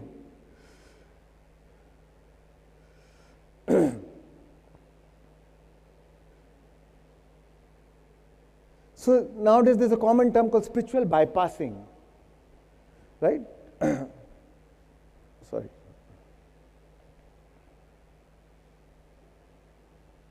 So many times, you know, being spiritual, we also numb our emotions. We numb our authentic self. We become obsession to positive thinking. Wear that mask. We have weak personal boundaries. Many times we have weak personal boundaries. Excessive tolerance to compassion. Excessive tolerance or compassion. Become blinded by things. कोई आया अपनी दुख भरी कहानी सुनाए जा रहा है. आप बैठ के सुन रहे हो. You think it is spirituality, but actually you are not helping them, you are not helping yourself. Sometimes you have weak personal boundaries. Sometimes you try to help others at the cost of your own alignment. You are not well rested, you are not aligned. आपका meditation नहीं हो, आप अपने alignment में नहीं हो, पर दुनिया को meditation सिखाने जा भाग रहे हैं. क्या फायदा उसका? Your first obligation is to be true to yourself. To first maintain your alignment. Weak personal boundaries. It's important to maintain your own boundaries also, self-respect. Sometimes in spirituality कोई भी आ जाता है. But sometimes you need time for yourself. Then honor your own time. Honor your own sacred space. It's like सती जी आप आपके office में हैं और you would like somebody to knock and enter your office, right? You will not feel good कि कोई सीधा घुस गया आपके ऑफिस में. None of us likes to somebody breaks your boundaries. Neither us like, neither even our children don't like it. Everybody loves their boundaries. I was in Leh Ladakh, which I was sharing. जो हमारा guide था when we were doing the trek on Leh Ladakh, our guide को मैंने पूछा when I was on the trek on the hill, I saw there were small farms. And हर वो छोटे से farm है पर उसमें एकदम थिक बाउंड्री सबकी बनी हुई है. And I asked the guide कि यार इतने छोटे फार्म है, why still there are boundaries? So he told me, sir, healthy boundaries make healthy relationships. What a profound thing. Healthy boundaries makes for healthy relationships. आज boundary है, boundary defined है, तो आपस में झगड़ा नहीं होता है. So when you honor your boundary, you also honor others' boundary. And when you honor your boundary, others honor your boundary.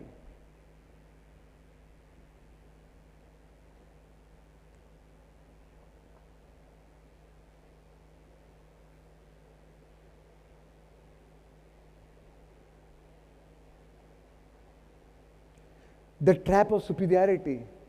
Again, strong judgment, strong condemnation. Oh, if I am spiritual, तो मेरे को लगता है अरे ये सब साला ना समझ लोग, बेवकूफ लोग. You all of a sudden feel that you are walking on the air, you are walking on some pedestal. Because now you know the truth. The whole knowledge makes your ego spiritualized.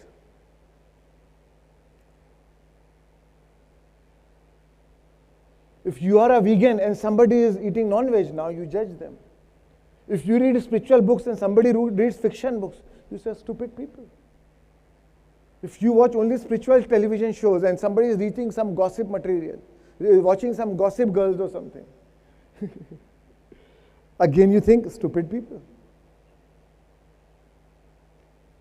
But the truth is, once you awaken, remember this, once you awaken, you will have no interest in judging those who sleep.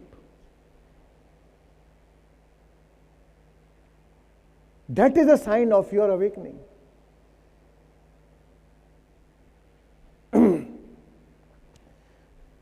Then the trap of forcefully trying to wake up others. Sometimes when you are into spirituality, you become pushy. Meditate kar. कुछ भी problem है, अरे meditate कर. Many times we force our children. They also become repulsive to meditation.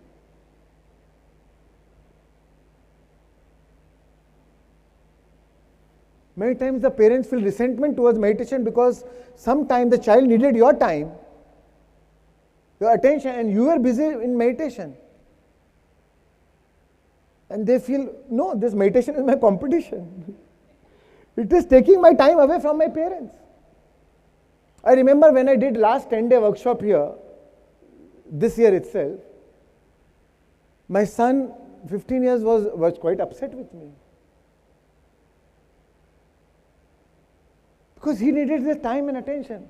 Then he said, Papa, this year you will not do a 10-day workshop. And I had planned that Hindi 10-day. I made it 5-day again. I rescheduled it to 5 days. So the child needs your attention. It is the need for the child. So you don't even, so spiritually even trying to force others. Then again you are not honoring their boundaries. Everybody is at a different level. You express, you can tell them about your experience, how spirituality has helped you. But without forcing, with gentleness and love, and without attachment. वो करे तो ठीक, नहीं करे तो ठीक. You don't become pushy. I've seen people become very pushy when they become spiritualized, when they understand spirituality. Not with a bad intention, with a good intention.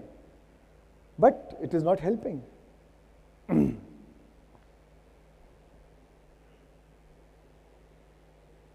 The trap of wanting to help others. Many times you become spiritual, you start giving unsolicited advice. कोई पूछ नहीं रहा है, आपने अपना spiritual फंडा चालू कर दिया उसमें.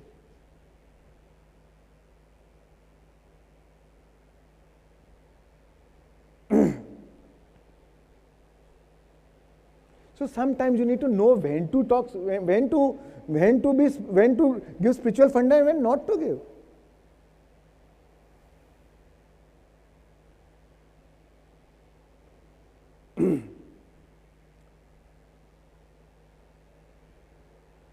A trap of wanting to revolutionize the world. When the ego really becomes spiritualized fully, it becomes an enlightened ego. Now you think, I am the enlightened, I have arrived, I am the Messiah. I am the reincarnation of Jesus Christ. I am the Kalki Gada avatar. अब मैं पूरी दुनिया को बदल दूंगा. So, again, that is again like joining a fight against corruption, against something. The world is sacred the way it is. The world is beautiful the way it is. The world is beautiful because of spiritual, because of aligned and non-aligned people. That's fine, we need it all. The world is working so good because of the law of attraction, because of free will, because of law of karma.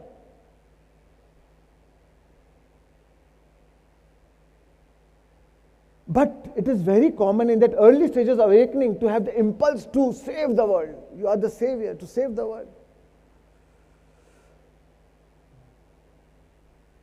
But in true sense, the world changes by changing yourself.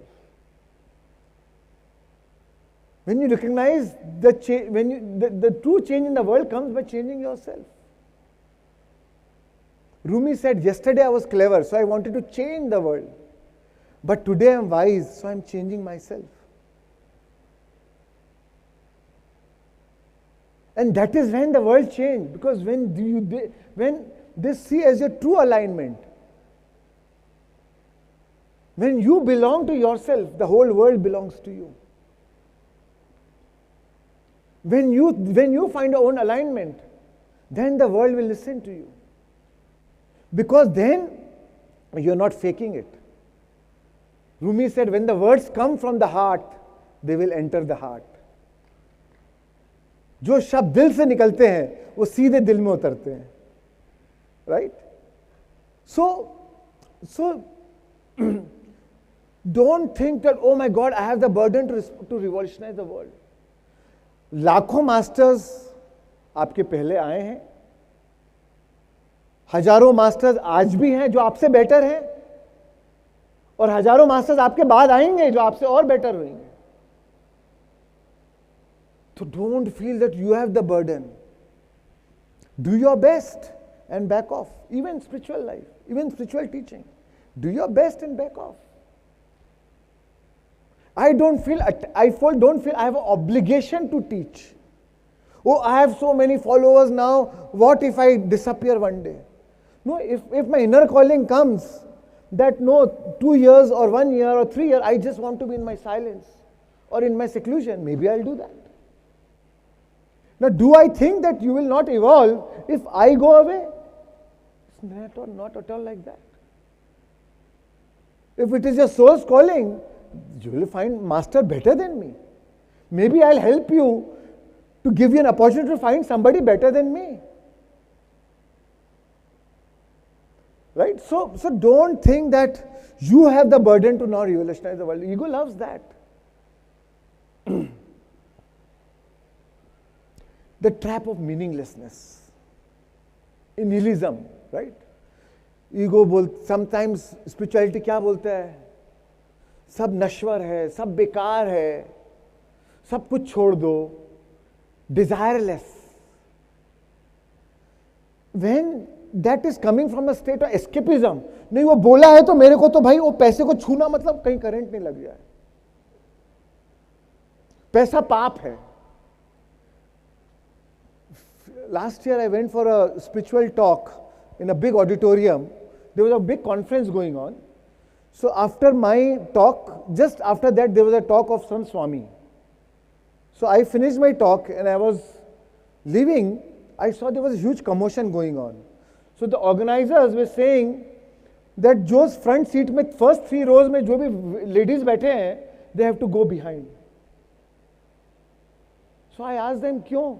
नहीं वो स्वामी जी का talk है, तो स्वामी जी का वो नियम है कि फर्स्ट 3 रो में वुमेन नहीं बैठ सकते। आई सेड मेरा बस चले तो मैं सिर्फ वुमेन को ही आगे फर्स्ट 3 रो में बैठा हूं। But what kind of spirituality is this? आपको डर लग रहा है कि कहीं देख लिए तो कहीं नियत ना बिगड़ जाए।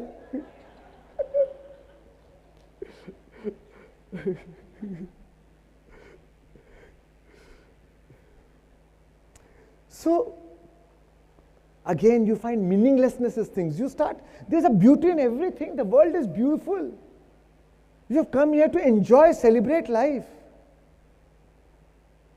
The problem is not in the thing, the problem is the attachment to thing. The problem is when you look yourself in that. Once you break that, you are free from it.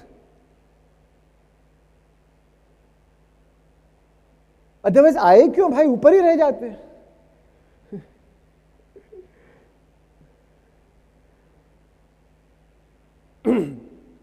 So again, I feel it's a depressive mindset. It's a paradox.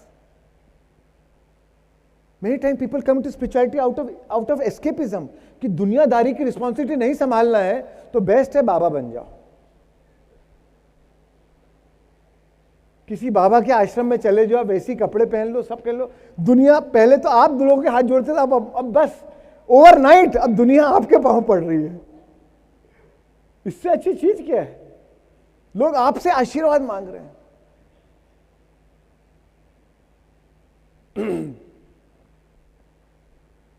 But the truth is, there's no point in coming into spirituality out of escapism. दुनिया से हार के नहीं आना है, हमको दुनिया को जीतना है। दुनिया को हम कैसे जीतेंगे? दुनिया में रहकर भी उससे फ्री है। To be in the world, but not of the world. That's what Jesus said. Be in the world, but not of the world. Ramakrishna Paramahansa said, he gave an example कि जीवन ऐसे जियो जैसे हम normally कैसे, जैसे मान लो कि समझ लो कि दुनिया, जैसे दूध में हम पानी मिलाते हैं तो पानी पूरी तरह मिल जाता है, right?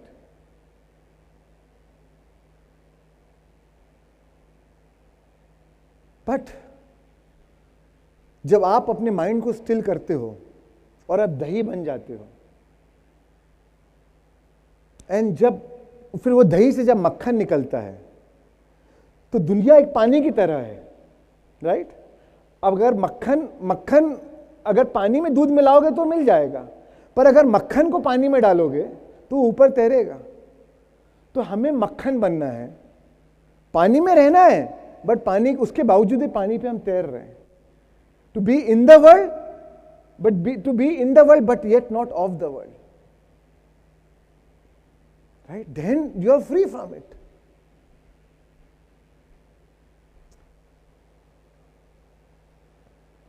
And that is the true test of spirituality. दुनियादारी छोड़ के कहीं एक कोने में चले गए, I am not against it, but मुझे क्या मालूम वो कितना स्पिरिचुअल है कि नहीं। आओ तो भाई बैठो मेरे साथ, बिजनेस के चैलेंज देखो, फैमिली के चैलेंज देखो, दुनियादारी के प्रॉब्लम देखो, तब मैं जानूंगा कि स्पिरिचुअल है कि नहीं। He might be spiritual, he might be enlightened. But true test will be revealed when you actually face life challenges, when you're in the midst of the world. The trap of avoiding everyday responsibility, जो मैंने कहा कि कई लोग spirituality में जाते हैं to avoid self responsibility, they start living off the grid. Sometimes कई responsibilities नहीं निभाते, अरे I am into spirituality now. अरे who told you being spirituality means you're not taking your responsibility? भाई अगर स्पिरिचुअली होता तो फिर पैदा क्यों हुए? पैदा क्यों किए बच्चे? फिर शादी क्यों की? उसके पहले सोच लेते। But if you have taken responsibility, honor it with full presence, with full alignment, to the best of your capacity, yet detached from it. There is a Zen saying which says, before enlightenment, chop wood, carry water. Before enlightenment, chop wood, carry water. Now after enlightenment, again chop wood, carry water. Nothing really changes. What changes is a state of being, not the doing part. That does not mean you take away responsibility. My being a meditator does not give me license to say I am not responsible for my children anymore, or for my wife anymore, or my day-to-day responsibilities anymore, or for being a son anymore. So facing day-to-day challenges are actually important for growth. The trap of self-victimization. Sometimes I see in spirituality, when they are angry or upset or going through some challenges, they say, अरे मेरे कुछ पुराने कर्मों का होगा, इसलिए मैं इतना दुखी हूँ, इसीलिए मैं डिप्रेस्ड हूँ. Sometimes you blame God for your problem. नहीं, इसकी पूजा की पर मेरा प्रॉब्लम सॉल्व नहीं हुआ, तो अब भगवान बदल दो. Then you blame God for your problem. You blame karma for your problem. So even in spirituality, many times we self-victimize ourselves. Again, the trap of savior complex, the trap of the superiority complex. Savior, you feel some specialness. I am spiritual master or teacher, मतलब some specialness. इतने लोग मेरे भक्त, मेरे चेले चपाटी, कितना मजा आता है बोलने में. ये मेरा चेला है,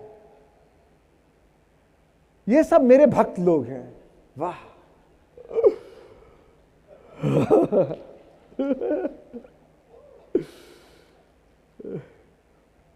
Love it. That specialness, that inflated ego, that self-importance.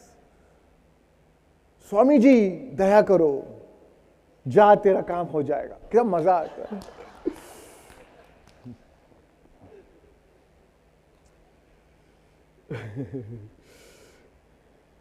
फिर कहीं काम हो गया तो बोलते स्वामी जी आपने मेरा काम कर दिया.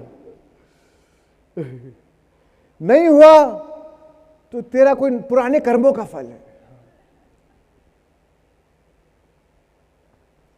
तो स्पेशल नेम, स्पेशल टीका, some special clothing, some special pose. You like to create some false aura around yourself. कि कोई भी आए ना मिलने तो सीधे मत मिलाना. थोड़ी देर बाहर थोड़े कुछ फॉरेनर्स बैठना चाहिए, गोरी चमड़ी, दिखे कि स्वामी जी के भक्त तो वर्ल्ड वाइड से आते हैं. थोड़ी देर वेट कराना. स्वामी जी बिजी हैं, आपका नंबर 2 घंटे बाद लगेगा. स्वामी जी खाली बैठे हो, टीवी देख रहे हैं अपना. इलेक्शन में कौन जीत रहा है.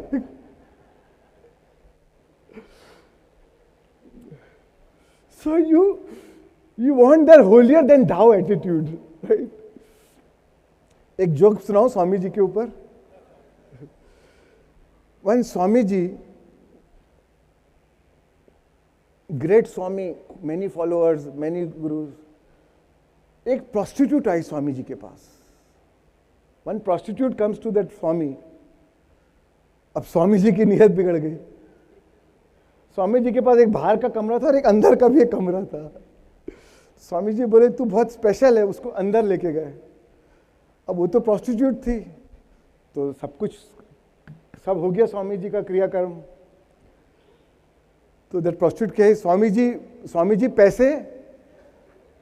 तो स्वामी जी बोलते बेटी तेरे से थोड़ी लूंगा, पगली तेरे से थोड़ी लूंगा.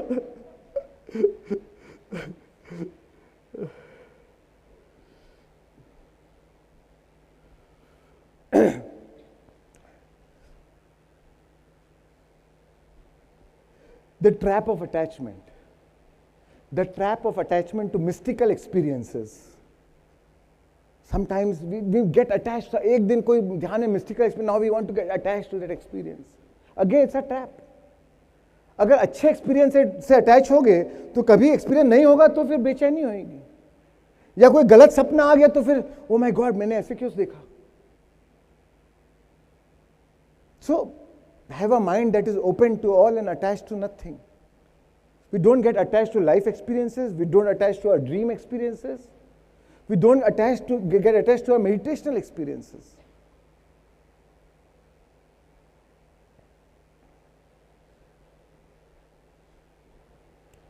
See, Carl Jung said, one does not become enlightened by imagining figures of light, but by making the darkness conscious, by becoming aware, by becoming conscious of your consciousness. You love to tell that experience, अरे मैंने यहाँ ये देखा वो देखा, कृष्ण भगवान मेरे meditation में आए, फिर थोड़ी नमक मिर्ची जोड़ के और बता दो. And I'm not saying that experience is not right, or it's not true. But don't get attached to that experience also. The trap of attachment. The trap of relying on external answers. See, sometimes we get attached to our guru also. But that is also an external answer. A true guru is who helps you to find your inner guru. A true guru is who helps you to find your inner guru. Many times there will be a guru who will form a cult. Or you, as a spiritual seeker, you go from one workshop to another, from one to another. कि नहीं अब कुछ मिल जाएगा, अब कुछ मिल जाएगा, अब कुछ मिल जाएगा. But the truth, it is not out there. सब अंदर ही छुपा हुआ है. प्राइम मिनिस्टर अंदर बैठा हुआ है, सरपंच को ढूंढ रहे हैं. Right? So सब अंदर ही है. So don't even idolize the guru. Don't even idolize the guru. Buddha started his teachings because he didn't like कि हिंदुइज्म में जो पूजा पाठ क्रियाकांड जो हो गया वहीं से उन्होंने बुद्धिज्म की स्थापना की. बुद्ध एक वे ऑफ लाइफ बताया. बट जब बुद्धा गए तो आज दुनिया में अगर हाईएस्ट नंबर ऑफ स्टैच्यूज है तो बुद्ध की है. What an irony. बेचारा he must be so upset कि जो चीज मैंने ना करने को बोला पूरी दुनिया वही कर रही है. So the important is don't even attach to any guru. You learn from it, you respect them. I always say follow no one, but learn from everyone. Follow the teachings, not the teacher. If you become limited to my teaching, if you become limited to my understanding, then you are limiting myself to my understanding. But maybe you can learn much more. Maybe you can grow much more. Maybe I will not get enlightenment in this lifetime, but maybe you will get enlightenment. So don't limit yourself to any one guru. I don't believe in the concept of guru bin gyan.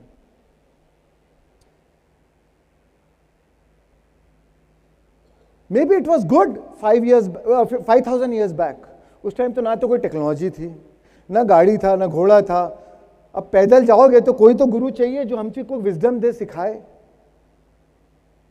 तो शायद उस time था कि भाई गुरु बिन ज्ञान नहीं. But आज तो मेरा गुरु घर बैठे बैठे पूरी दुनिया के सब गुरु मेरे मोबाइल पे मुझे दिखते हैं. एक यूट्यूब में एक गुरु को खोलता हूं तो उसके पीछे एआई ऐसा है कि उस फीड में एल्गोरिदम ही ऐसे कि और 10 गुरु उस टाइप के आ जाते हैं. तो why not learn from everyone? Why do I stuck to one guru? Anything that teaches you is your guru. Sometimes your challenges will teach you, your parents will teach you, your kids will teach you, your life experiences will teach you, your tragedies will teach you. Anything that teaches you is your guru. A book will teach you, a workshop will teach you. So you honor, you respect that guru, but don't get stuck to one guru. When you overestimate great men, remember this, when you overestimate great men, you make yourself powerless. The truth is we are all equal. We are all consciousness. We are all gods. No matter whom you overestimate, the same consciousness which exists in them is the same in you. How are you lesser?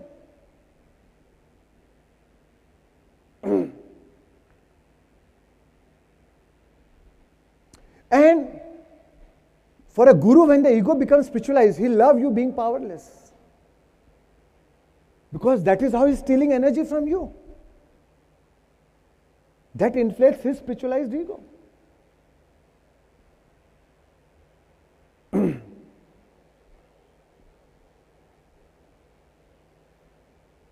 So friends, we need to understand this. I'll end the ego topic now. Remember, the first half of our life is devoted in forming a healthy ego. And the second half goes in going inward and letting go of it. Right? So the earlier you begin, earlier you start, it is better. They say life begins at 40. Until then, you're only doing research. You're only experimenting.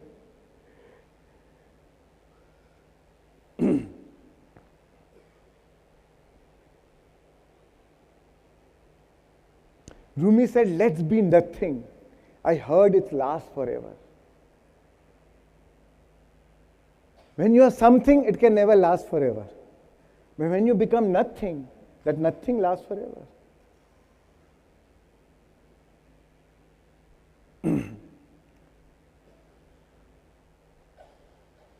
Patriji used to say, being ordinary is extraordinary.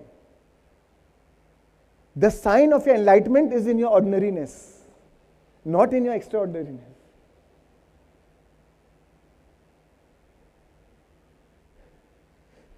Simplicity is the ultimate sophistication. Right? Simple in words, simple in action, simple in life.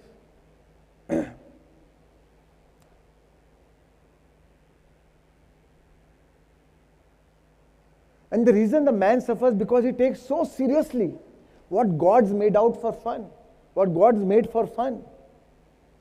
Everything is for fun, for joy, for sab leela hai. But we take it so seriously. But the truth is, life is supposed to be fun. You're a creator, you're a focusing mechanism. When you get hold of an idea or a desire, play it for the fun of it, play it for the pleasure of it. If you're doing it from an ego, that means you're not connected to your source energy. That's why a really evolved person, a really enlightened person cannot be serious. Because he knows that there's nothing to be serious about. The whole life is fun, it's a play of consciousness. And that's what meditation reveals to you. That the whole life is a beautiful play of energy.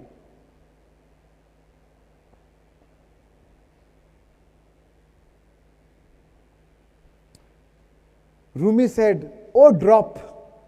Rumi said, oh drop. Give yourself with no regret. The drop is the ocean. A drop is the ego. Oh drop, give yourself with no regret. And in exchange, gain the ocean. When you drop your ego, you become consciousness because you are consciousness itself. When the wave loses what it is, it becomes the ocean. When the wave loses its identity, it becomes the ocean. That is what enlightenment is, when the wave realizes that it's the ocean.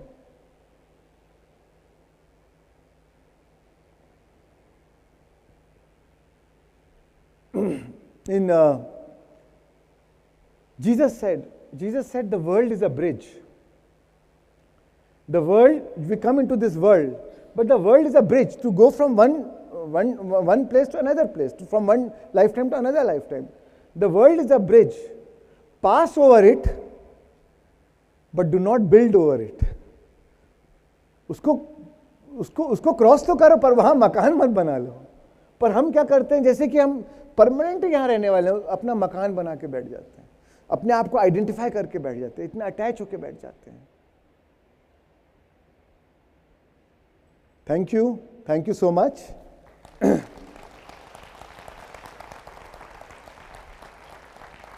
Thank you so much. So we meet at 3:30 and now we go into consciousness. I thought this majority of the workshop will be spent on consciousness, but doesn't matter. This is also important, yeah. Okay, we'll go on consciousness. If we become conscious of our egos, half the work is done. Yeah, that's Yes, true. Shreans? 90% of the work. 90%, really. Thank you so much, Shreans. So we are coming back at 3:30, friends. And I am hoping, otherwise, gentle reminder again for making use of vouchers. I hope you all have taken made the choice of your books.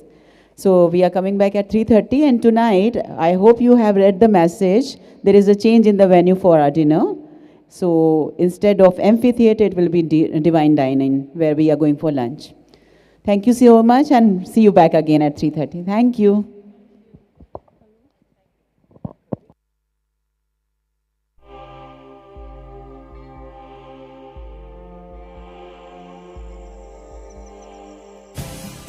We are the breath of peace.